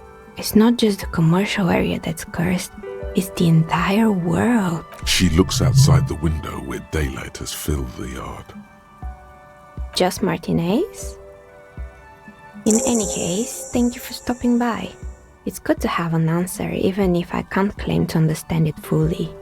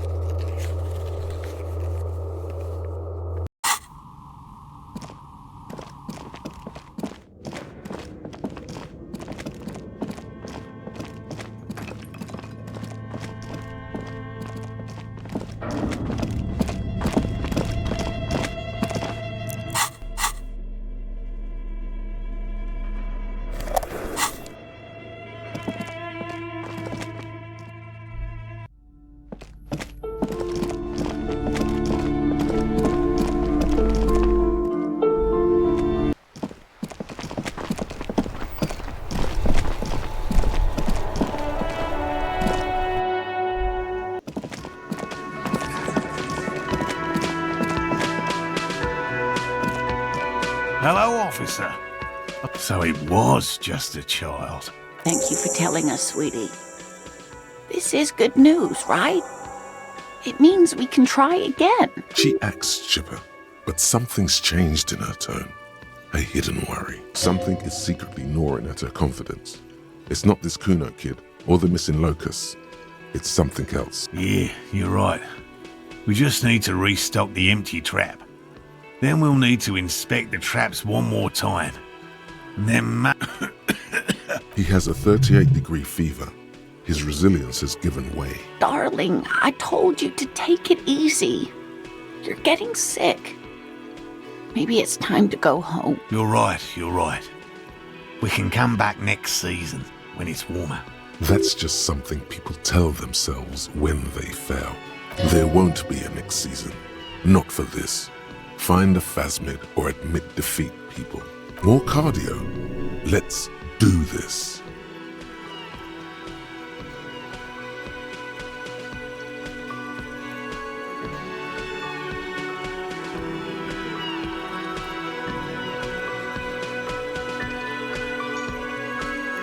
We are getting really carried away with this, aren't we? Fine, it's better than having these people get pneumonia on the coast. But after this... He wants to see this tale through, as much as you. Otherwise, he'd have stopped this already. But he cannot let it drag out. Really? It's too much, officer. What Morel means is we're grateful for your help. Here's a fresh batch of locusts. They should slide right down the funnel. And thank you again. We will definitely mention you, should this lead to a discovery. I'm not talking co-discovery, of course, but... Wow. Co-discovery. You'd be famous. You'd show them all. This does tingle the pleasure center. This would show them all.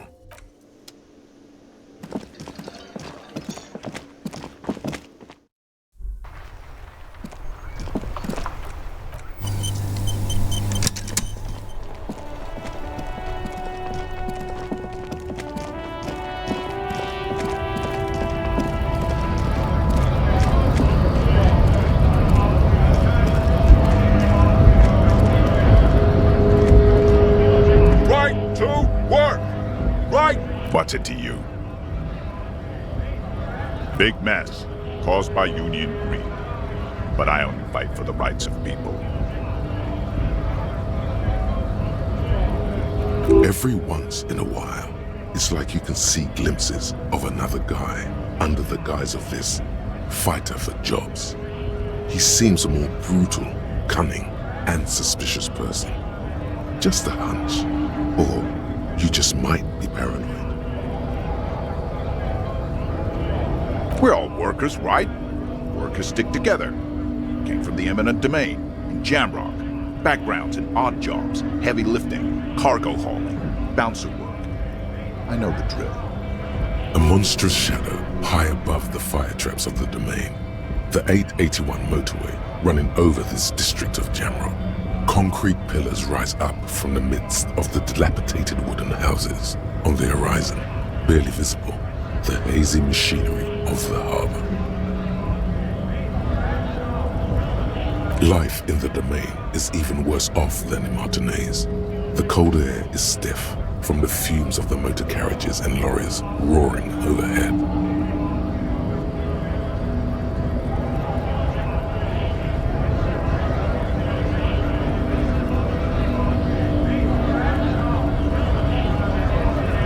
Below, broken down, battered people mill on the dusty streets with no purpose. Yet amongst them, there is no sight of this man. Nowhere. Yeah? What makes you say that?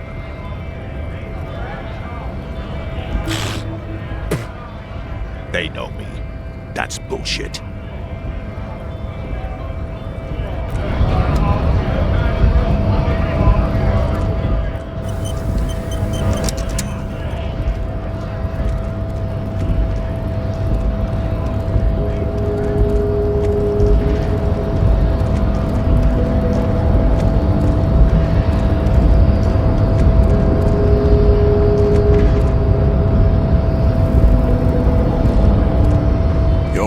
Descent has only worsened since I last saw you. You have There must be some friction there. Mr. Clare is a man also to serve, of course, above all. Rampant multinational. I am not surprised you enjoy it so.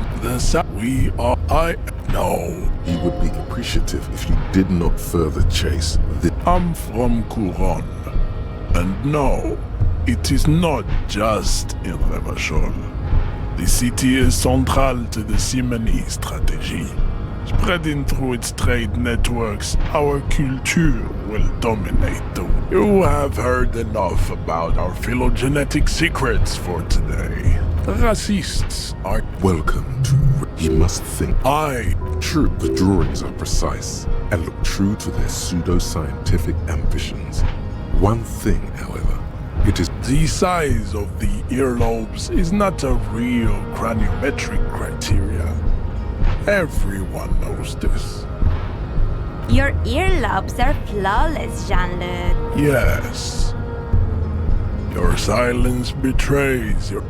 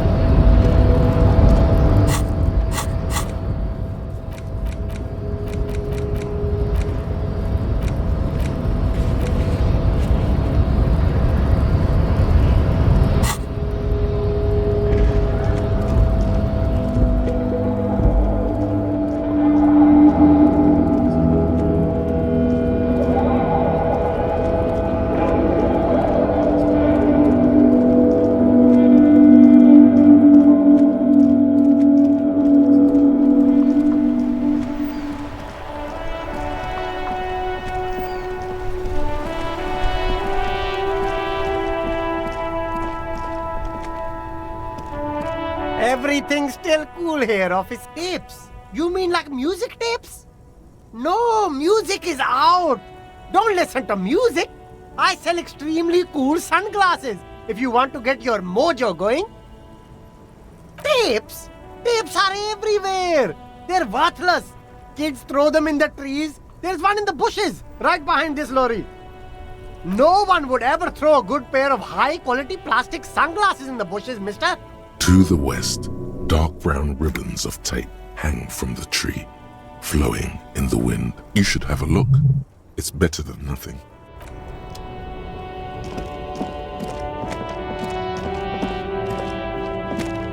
The hawthorn tree on Rue de Saint-Gislain. Bronze-colored ribbons of magnetic tape are caught in its branches, fluttering in the breeze. Just like promised, you've stood here for what seems like eons, guzzling the sickly fumes of lorries and carriages.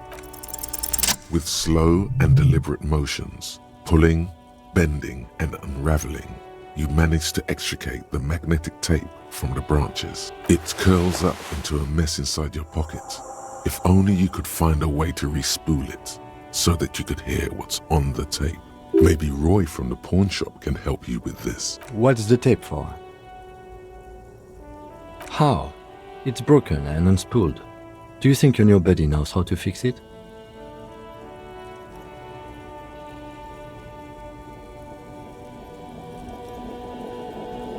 You could also get it fixed at the pawn shop across the street. We shouldn't waste our time. Good idea. He might...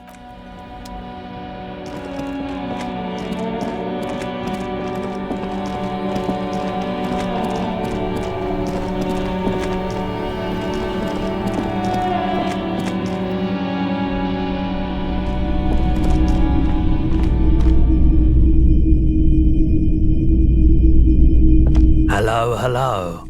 Let me know if I can help you with anything. You mean re-spool it?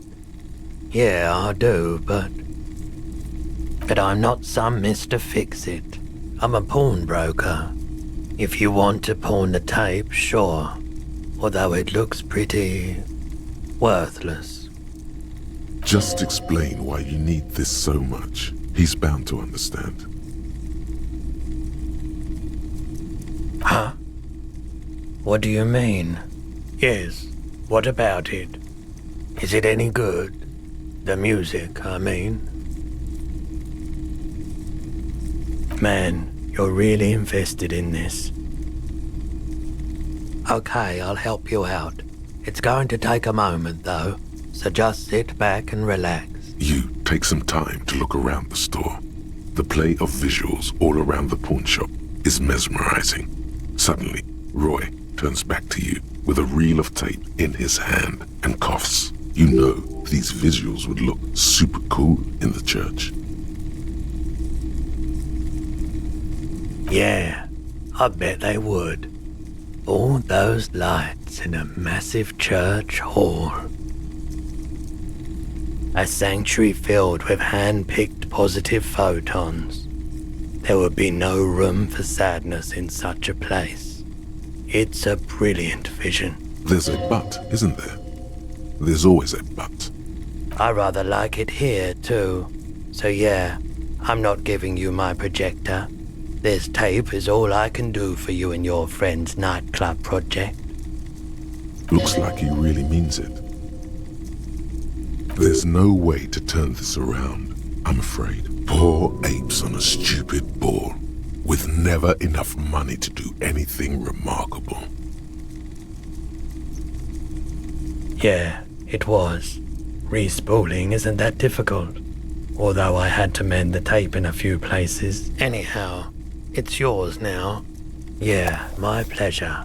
I'll do what I can for true passion projects. Just try not to use this tape for negative photon emissions. Take responsibility. Okay. It's the 700 Rial modified streetlight you bought for some unknown reason. Still the same. The pole has been carefully cut, the wiring redone and attached to a standard indoor plug. The light buzzes faintly, but persistently, makes you feel rebellious.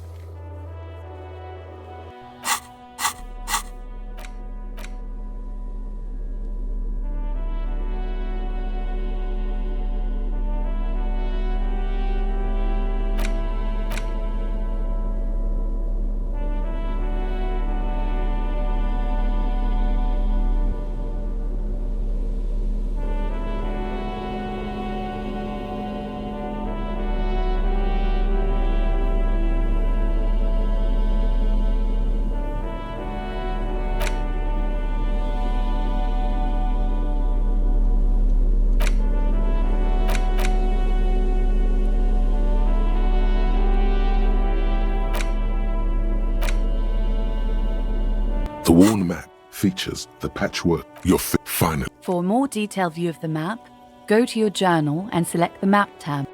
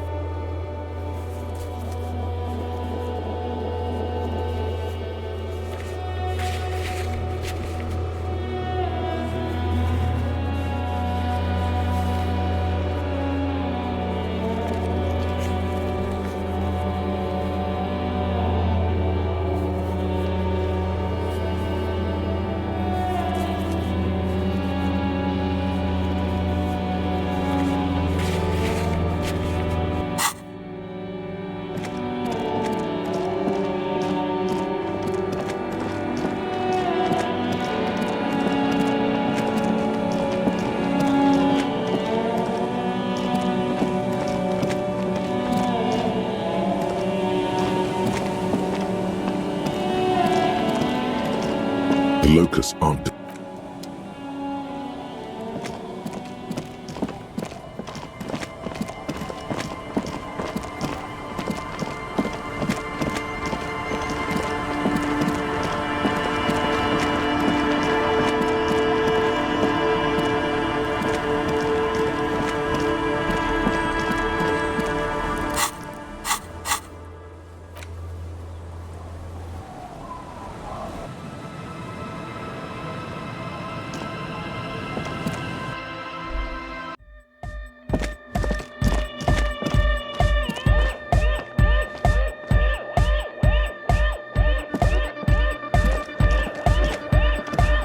Denarian Church! The place to be! Make some noise, my church people!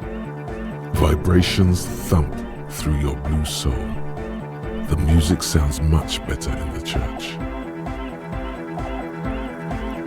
A hawthorn tree on Rue de Saint-Gislain, tangled in its branches, something bronze flutters in the wind. He stands on stage behind a table, nodding along to the music and waving his hand in the air. In front of him, the audio mixer, one reel spinning. The other reel deck is empty. Cables run hither and thither. On one side, you see an auxiliary line in with the number 4.5 written next to it. Yeah! It was awesome! And scary! Very hardcore!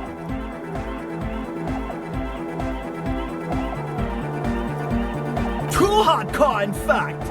I couldn't control it at all. It sucks up all the air in the mix until it's the only thing left. Starts compressing itself and everything around it. Completely fills up the headspace. Extreme! Inside your chest, the heart beats still with the after effects of the sound. Imagine if you could harness that power, making it pulse. Oh! I don't know! Maybe someone can do something with this. I imagine this is the sounds that the future could make.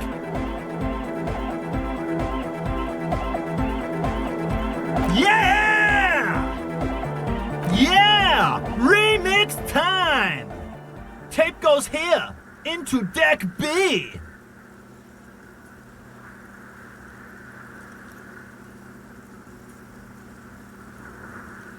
A hand on his ear, he listens to the audio through his headphones and shouts.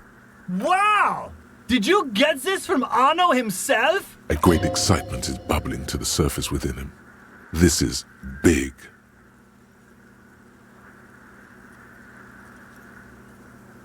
Listen, I'm just going to show it to you. Ready?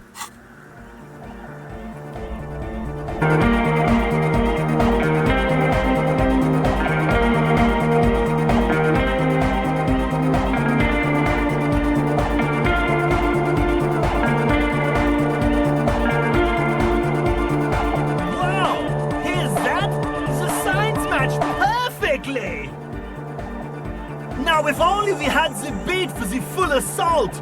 It would be unbelievably hyper! What is this? It's good. How did you guys do that? Yes, but what if Van Eyck based his remix on some forgotten local melody, like a folk song, and you just found the original piece that inspired him to create this jam? That would explain why it fits so well.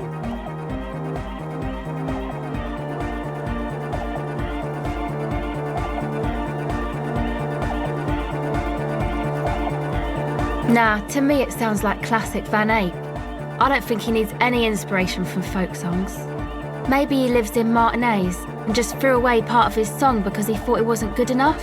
I think it's just happenstance. Chaos in action. Contingencies of our limited existence. That and Egghead's fantastic talent. Noid's right. Egghead's technical talent is the key. No, this is definitely part of the same song. Something cut from it. It fits too well.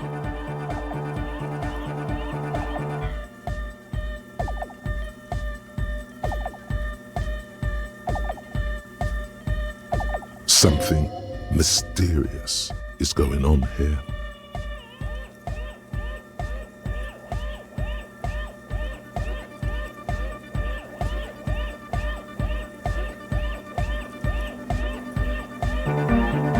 Be how it may, if it fits, it fits! Bring up the volume! What about the bass? Do you have any ideas for that? Yeah, I remember. You said it needs more bass.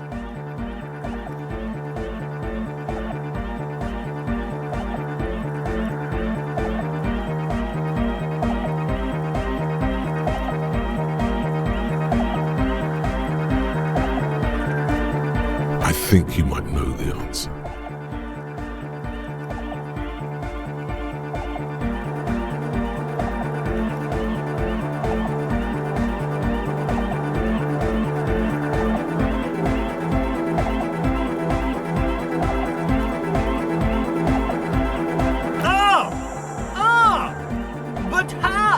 What about that compressor Andre was setting up to achieve some sort of parallel processing? Don't be too hard on yourself if you don't figure it out.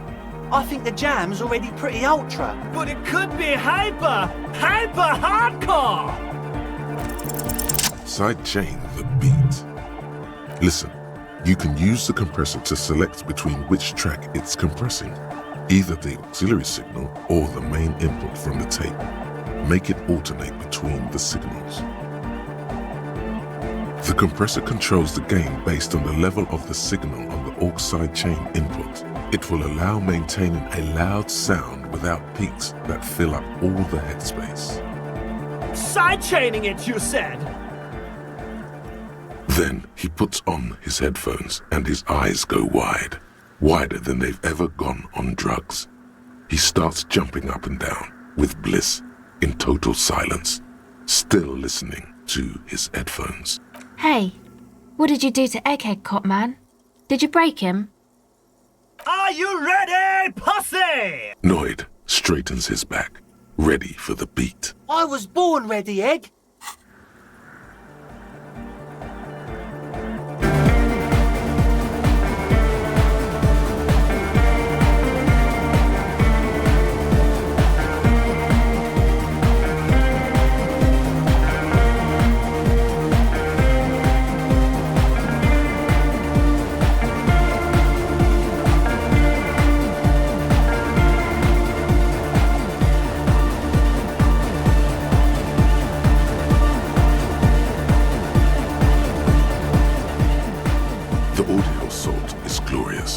Speed Freak dances on the stage, intensely waving his hand in the air.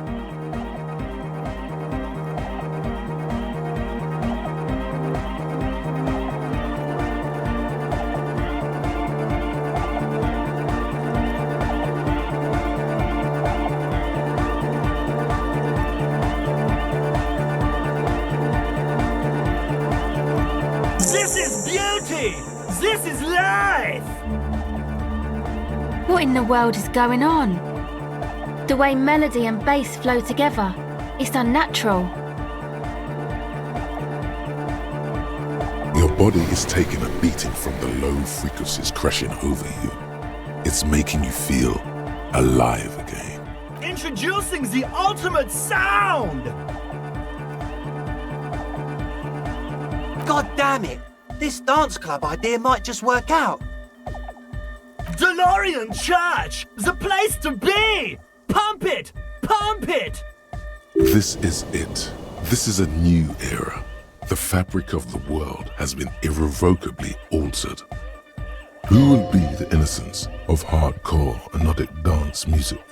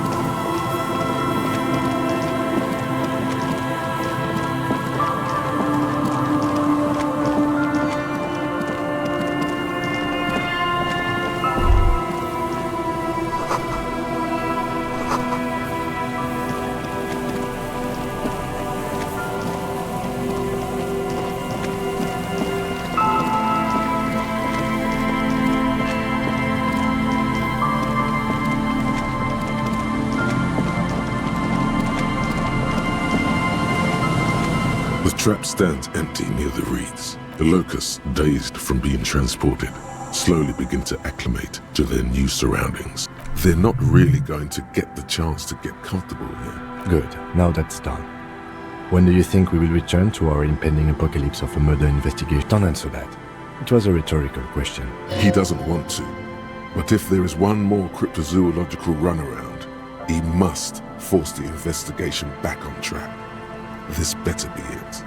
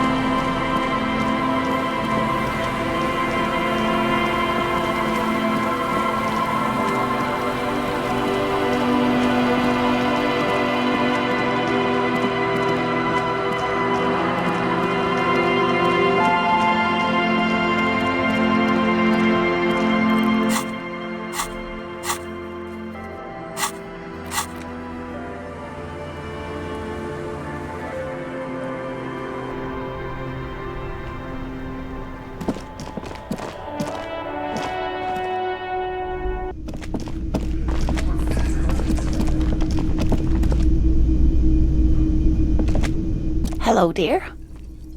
Thank you for doing that, dear. Her smile is weary. Her earlier ebullience has left her. Morel still isn't feeling well. I convinced him to stay at Gary's to get some rest. I'm afraid the cold has really gotten to him.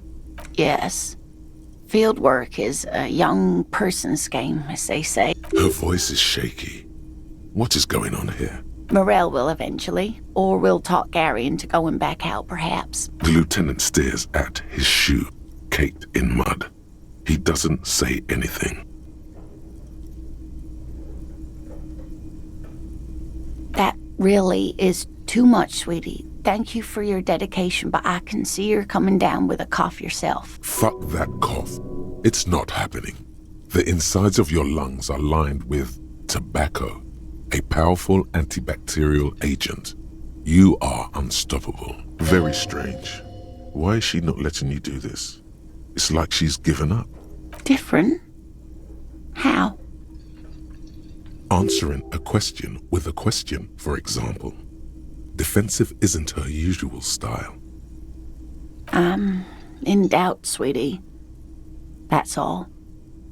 Everyone is now and then. It's a strange feeling. I haven't really told this to anyone, but you are a police officer. And when a police officer asks, you must answer. Do you ever wonder if some lovely story from your childhood is just that? A story? Or a dream?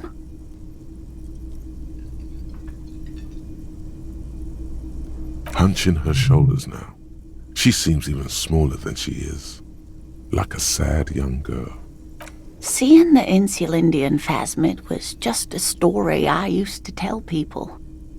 I didn't really think about whether it was real or not. Morel's so proud of it. He always tells everyone. A terrible sting in the heart. Regret.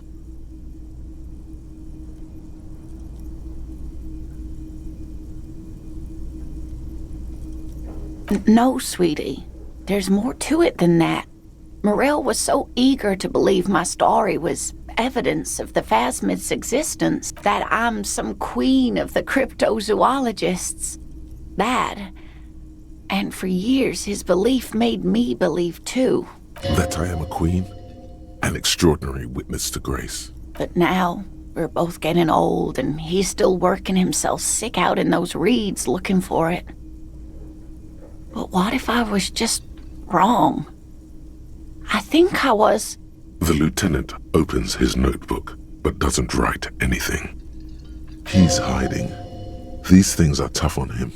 Matters of love, not violence or deceit. An acorn is not the same as the tree. That requires time, diligence, and care.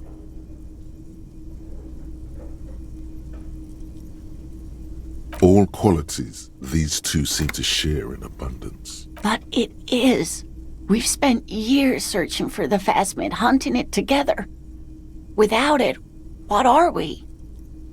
Just another pathetic old couple. If I hadn't led him down this path, he could have a steady job lecturing at a university. You know, this reminds you of the Pericarnassian theory of love. Oh, sweetie. I don't think the Pericarnassians were thinking of people in my situation. I was a paraplegic before we met.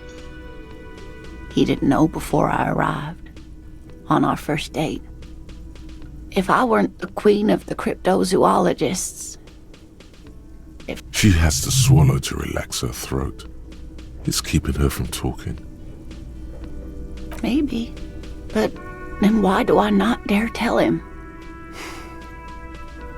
I've wasted enough of your time with this drama. I really must stop talking about it lest I start crying and waste more of your time. What you have to know is the Insulindian phasmid probably does not exist. Let us fools chase our ghosts. There are a million better things to do with your life.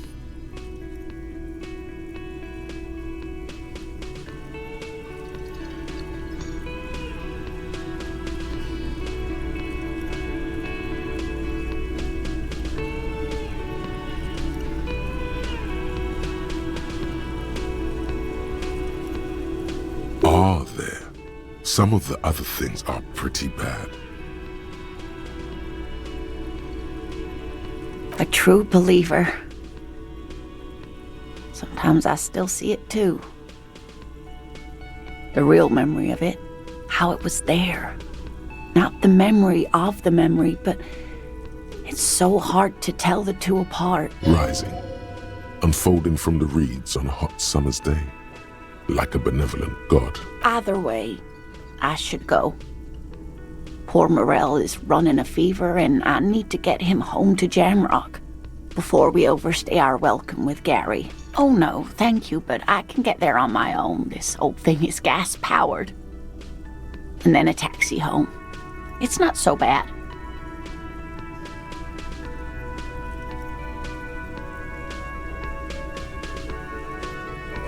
Really?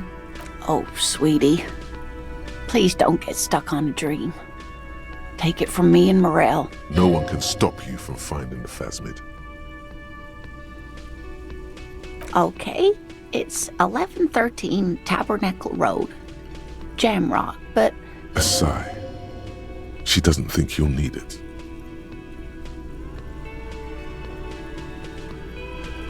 Likewise, sweetie.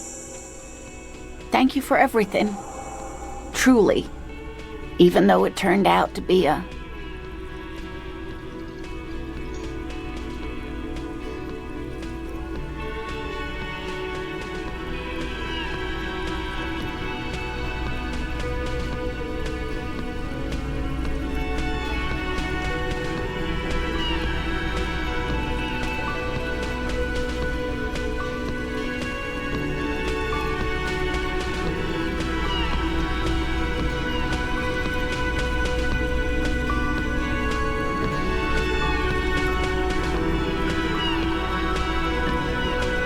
A waste of time.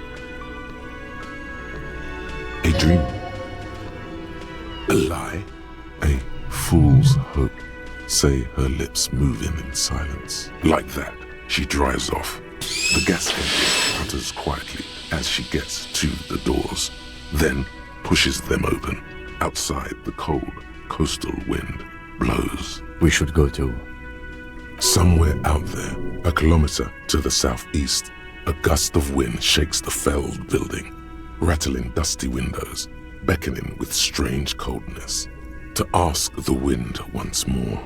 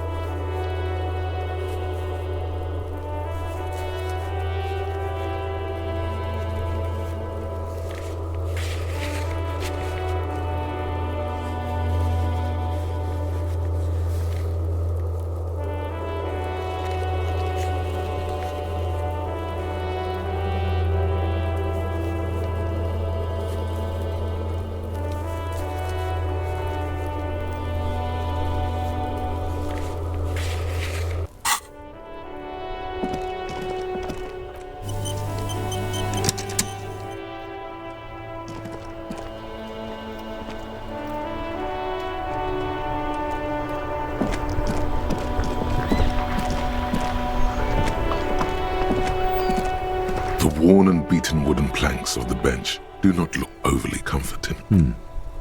We can sit on benches after we've solved the murder. Let's go. You can revisit the bench if you ever need to pass the time when Lieutenant Kitsuragi is gone.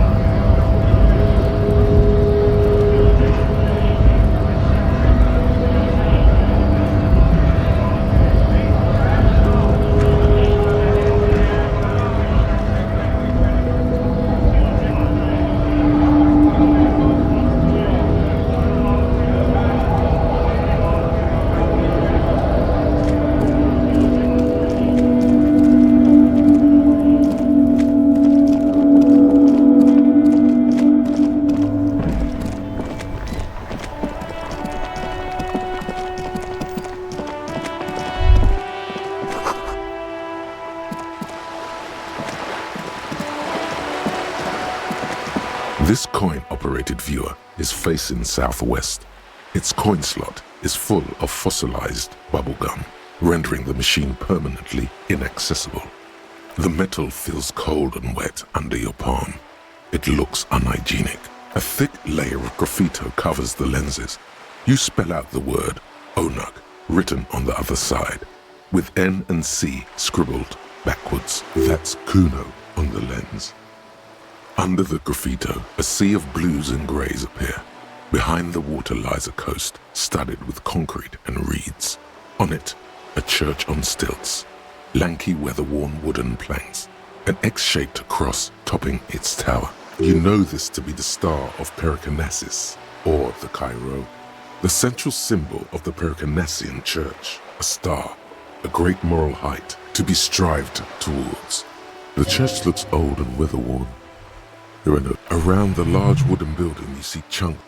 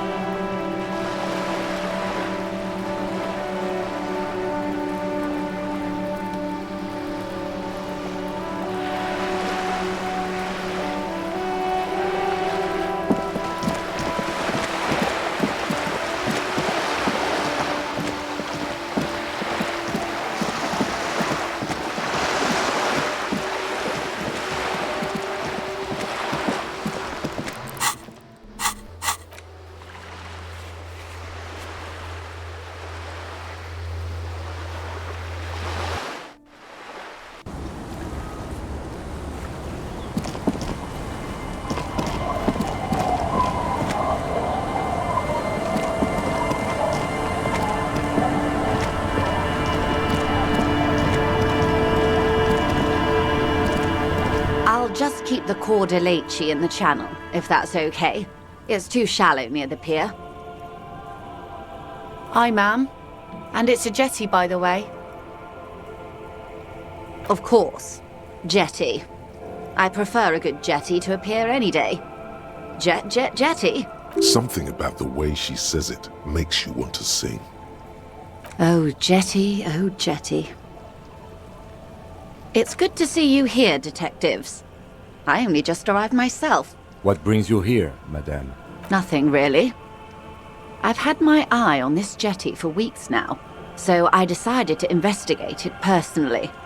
This cluster of buildings isn't on any of the official maps, as far as I can tell. That. And she's also keeping an eye on you. Spying has such a negative connotation. I did track your progress along the coast, however, and decided I would be better able to assist you from here. Then there's the matter of that little scamp in old lady clothes. She threatened to paint the Corda Lacey red. Like blood, you see. Well, I like it the way it is.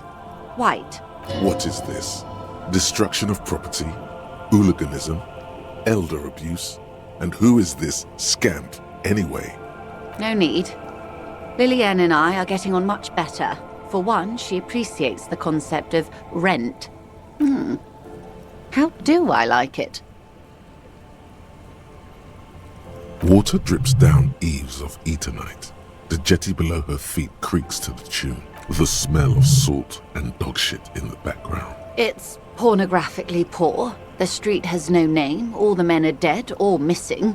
And is that the carcass of a motor carriage over there? Fortunately for you, madame, the RCM is on the scene. All right. Politics time. Real men, real politics, real thoughts in your head. Maybe. Above you, there forms a quilt of altocumulus clouds, twisting into each other. The wind tugs and stretches them over the bay. Their cloud shadows slide over the ruins of Revachol West. Wherever they pass, the temperature drops slightly, but perceptibly. It's early spring, and the rains are coming. An officer enters a low hut of stone and wood. Inside, weapons are piled against the walls. Rifles with splintering stocks, and swords, tens, if not hundreds. They're antiques, says Lieutenant John, the archetype McCoy, to his partner. They're digging them up from the catacombs now, fixing them. Old caches from the revolution. The children carry them up. Come May, the streets will be flooded. Outside, the wind rattles the loose hatches, flooded with cheap weapons in angry hands. Do you know how they discovered this place? No, they're in Celindian, Isola. I'm guessing you don't know then. You're not alone. Neither do most of these people. The literacy rate is around 45% west of the river. 50 years of occupation have left these people in an oblivion of poverty.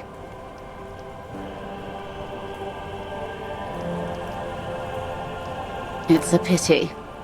Most of these people will never know what this place means, this island of matter, or why they were ferried over in the first place. Remind me to tell you one day. For now, how can I assist you in this new location? Do we? I hear you have singled out a suspect and are in pursuit. This is cause for cautious optimism. I would not want to delay you. This story she will tell only before she leaves Martinez, at the very end of her stay.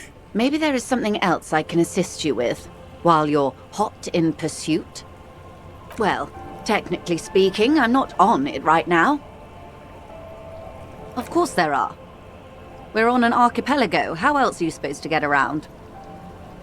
There is a pinch of defensiveness in her voice, but it is playful. Yes, we are. We are on Le Caillou. Technically, the neighboring Ozon and Fas Alamer island groups are archipelagos, while La Caillou, by contrast, is a single fertile landmass the 4th largest island in the world. It is not an archipelago. Okay, if you want to get technical, the point is we're all on islands here, and sail is still the most expedient way to get from one island to another, especially when you're in a hurry to resolve a strike. I haven't seen anyone else drive a souped-up Capri Kenema motor carriage either. Actually, that motor carriage has been specially issued to serve as a patrol and pursuit vehicle. It's for crossing long distances in the greater Revachol industrial harbor. It's not a toy. Neither is that. A toy, I mean. It's a machine for crossing long distances in the Bay of Revachol, between the city and the islands. You need to make this lady admit she's only riding around on this boat because she's rich. Before you do, it would be pertinent to ask other questions. Gather more info on this boat of hers. The boat? No. It is called Cor de Leyte 19 because that's the type of sloop it is. The word "it" feels strange. Such a beautiful boat deserves a proper name. A breeze ripples through the sails and tugs at your hair. Below, the sleek, fish-like shape of the hull parts the water. Beneath that, a resounding darkness. You're reminded of something. Or someone. Okay. How about Cor de Leyte 19? Why? Because it was manufactured in Revachol East by a company called Cor de Leyte, and its hull is 19 paces long. She makes a point of being unromantic about it. What? I think I'll stick with the factory name, but thank you. Okay. How about Cor de Leyte 19? Why?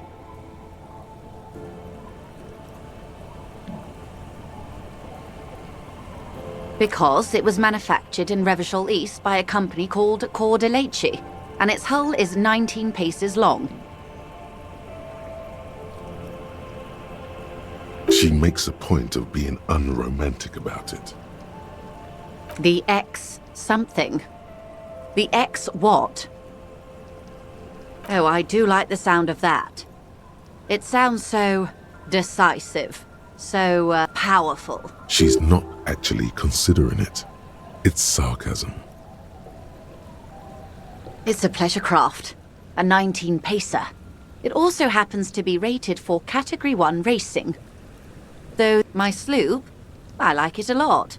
It's the eel's hips, baby. I'm enjoying this part of the interview. It has so little to do with the murder we're investigating. I really do, the lieutenant thinks. Is she thrown off yet? He's looking at the woman. Officer, I assure you I'm a highly qualified pleasure craft operator. The crowns of her teeth are porcelain, white as the boat's hull as she smiles. Qualified pleasure craft operator. So charming. Where's the damn license? I just renewed its safety inspection last month, officers. It is completely seaworthy. In fact, it's taken part in not one, but 2 insulindic regattas. Even finished once. The other time, I would have finished the race were it not for an urgent work matter, much like the one I'm on now. Actually, you don't.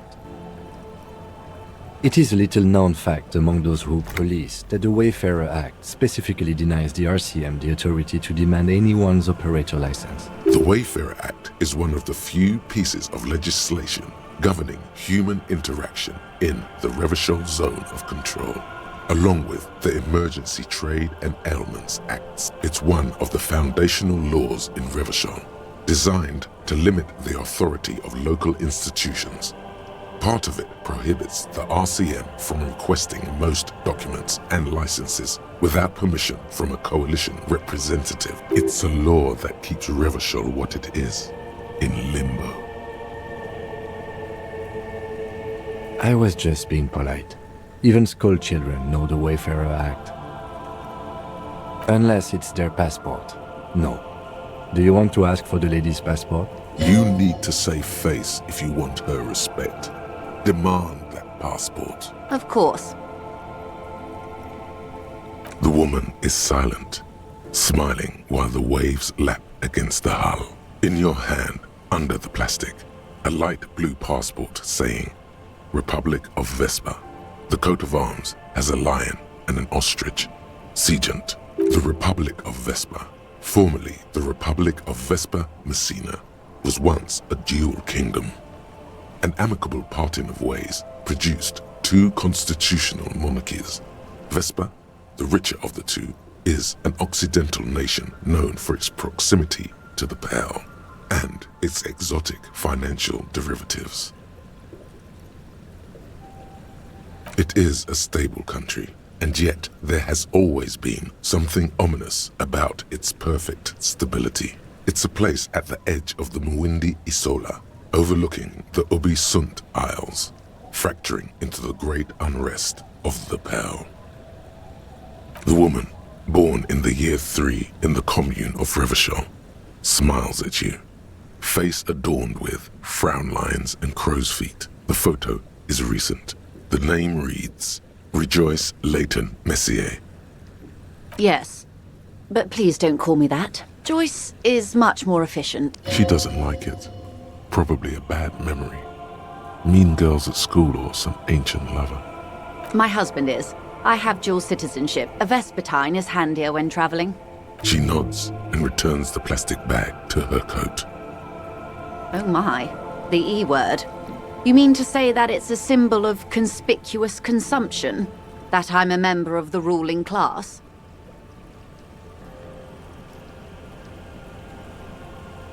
Detective, may I remind you that Mrs. Messier is a professional negotiator.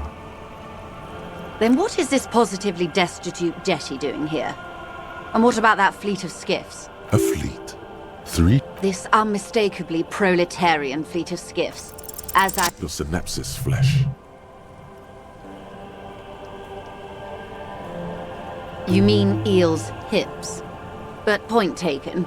I am a bourgeois woman, and this is my fast, light, interminably bourgeois boat. There is no shame in her voice. A touch of sadness, yes, but no shame. Good. What we do. I'm afraid I don't speak for Wild Pines as a whole. It's a giant undertaking. There was a touch of discomfort there. She wants to merely represent. The Pines' core competency is logistics. Container shipping, freight, that sort of thing. See those airships there, blinking? Those are the shipping side of things, and that is the terminal. Another subdivision deals with energy, oil and gas exploration, offshore platforms. The Wild Pines Group is one of the original Revacholian Indo-tribes. Companies awarded royal monopolies by the king, the suzerain himself, centuries ago. The king is long gone, but several of the Indo-tribes remain. She enjoys talking about the company. It would not hurt to inquire more. Son Baptiste, Elysium, an unknown entity known as Brightest Star. Why, thank you. I'm not at liberty to discuss the company balance sheet, but I can tell you that last year, the company booked more than 20 billion real in revenue. 22 billion is a large number, but consider this. The conglomerate employs 72,000 people. They all need wages. A conglomerate the size of the Wild Pines is like a shark. If it stops moving, it will die. Then what becomes of those 72,000 families? It's a tremendous responsibility. They started as an exploration and cargo fleet conducting trade between the Samaran and Insulindian Isolas 250 years ago, when pine ships explored the South Seminese and charted Lomantang on behalf of the suzerain. Centuries of care, deliberation, and madness have gone into this endeavor. Vessels pass through the great unrest to re-emerge with apricots in tow. The logic of the system is totalizing. It's taken everything from its employees to build it. You know more than you let on. Certainly it helped, but most of the original Indo tribes have failed or been absorbed. To survive, Wild Pines had to grow and adapt. No suzerain did that.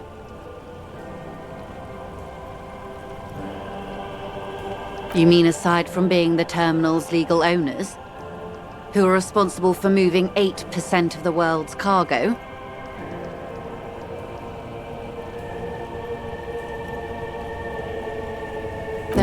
minor cogs in the system.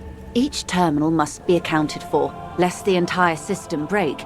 Every hiccup in such a system means thousands lose their jobs, the world over. I'm here to assure that doesn't happen.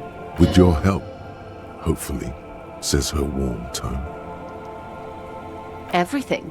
Right up to, but not including, trade secrets. First, you'd have to repeal the Emergencies Act of Trade in Aliments that gives me the right to silence. It's quite the octopus. The octopus that straddles Revachol. The Emergencies Act is the cornerstone of post-war Revachol, inseparable from the world it created. Good luck is only kept in place by the vested interests of half the civilized world, including your own. What the ma'am means is that the Emergencies Act and the RCM both get their authority from the coalition government. You'd be shooting yourself in the foot, in other words. Did someone say shooting yourself in the foot? I imagine a man like you can take quite the lashing. But I believe we were talking about the strike. First, you'd have to repeal the emergency. The octopus that straddles Revachol. Why? By throwing off half a century of foreign domination under the coalition. Unfortunately for you, the coalition also leases you the right to police West Revachol. You'd be shooting yourself. Did someone say? I imagine a man like you can take... I believe the official title is Senior Labor Negotiator. In practice, I'm a grocery clerk. I relay the union's demands to Wild Pines and return with Wild Pines' counteroffer. No way. She's more. She can make decisions. And how are the talks going? They're not. That's the problem. The union stopped all negotiations a week ago, after that awful lynching took place. Wait. She just admitted that the lynching and the strike are connected. Now they won't even let me into the harbor.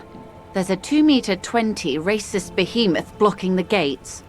Yes, Jean-Luc Measurehead. Yes, I believe there is a connection. But that's a subject for later. She's resolute in this, yet you sense that she wants to tell you. You'll have to earn her trust first. Let's say I was not making the kind of progress I'd hoped for when I first arrived. And when did you first arrive? I arrived 3 weeks ago. Yes, in the middle of February. The bay was still partially frozen then. I prefer to do these things on site, like the RCM. But the strike began in December. I wasn't the original negotiator here. I took over after Mr. Gaumont hit a wall with Mr. Clare, the union boss. Mr. Clare refused to speak with Gaumont despite concessions he'd granted the union in prior negotiations. This isn't the first time the union has gone on strike? Heavens no. There have been 2 prior strikes. Both times the union won significant concessions, including overtime pay and a medical plan. This time their demands are more, I guess you could say, aggressive. Ludicrous even. It's meant. Mr. Clare told him to... How did he put it? Fuck off, midget. Gaumont is short of stature, you see. Yes. Keep in mind, this is a negotiator Mr. Clare has worked with before, and who was more than fair with him and the union. Sounds like usual aggressive posturing. There are leaflets everywhere, and banners. What did they say again? Oh yes, every worker, a member of the board. Most of the workers probably don't know what that means. In its defense, another said, demand democracy. Pretty tame stuff compared to every worker, a member of the board. It's quite simple, you see. Every time the Wild Pines group makes a decision, about what? About anything really, it needs the signature of each of the 2,200 workers in its Martinez terminal. Just so you understand, this is but one of 22 terminals owned by Wild Pines. Essentially, not only are they kings of the company, they are also kings of the 72,000 employees of Wild Pines Group. An opening gambit, surely.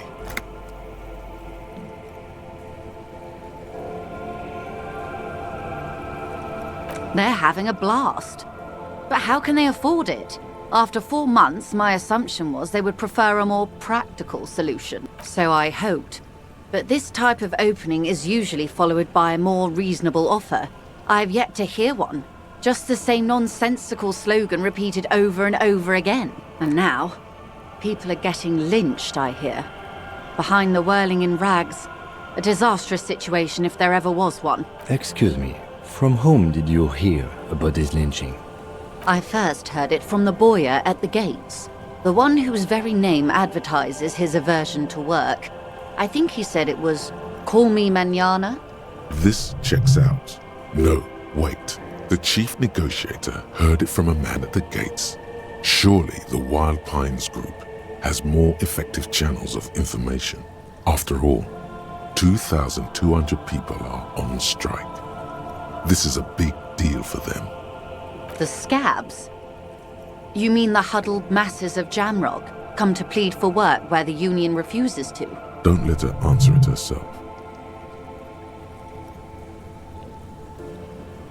If these strikebreakers were organized by Wild Pines or its affiliates, then it would be a company secret. I could not share it with you. Not yet, at least. It's implied. She's open to discussing this matter with you at a later occasion. Everard Clare is a man of the utmost integrity. If you can say one thing about him, it's that he always puts the interests of the workers first. She's being sarcastic. Don't take her performance literally. Of course not. Everard is fantastically corrupt. I imagine he has a thick, viscous goo where you and I have blood. If you were to prick him with something sharp, you could see it oozing out. A knife, maybe? No, a rapier. Oh, heavens, no.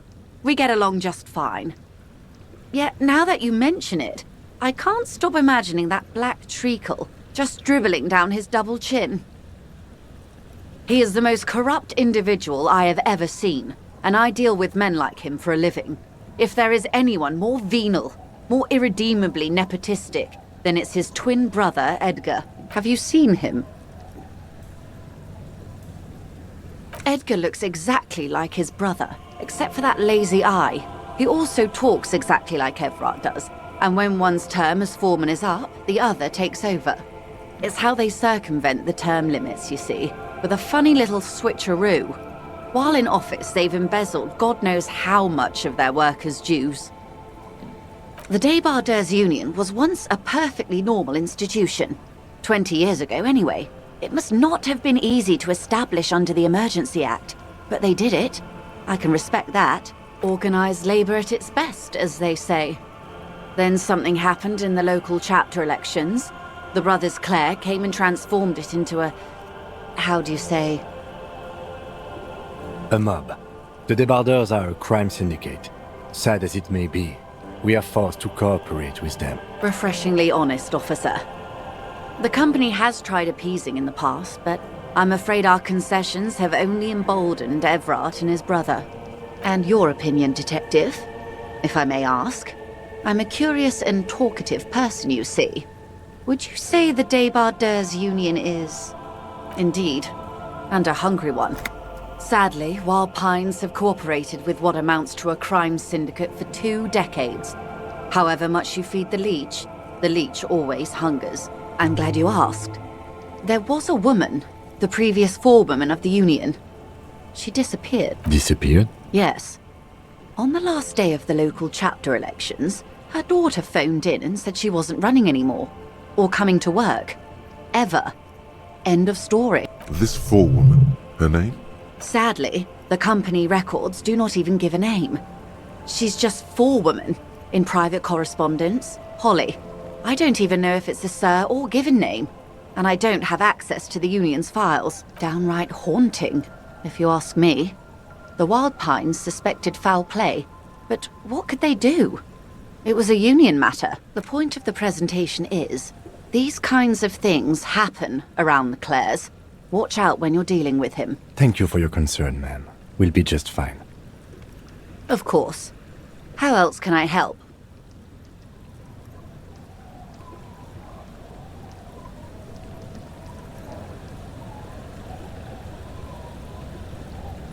Of course, Detective.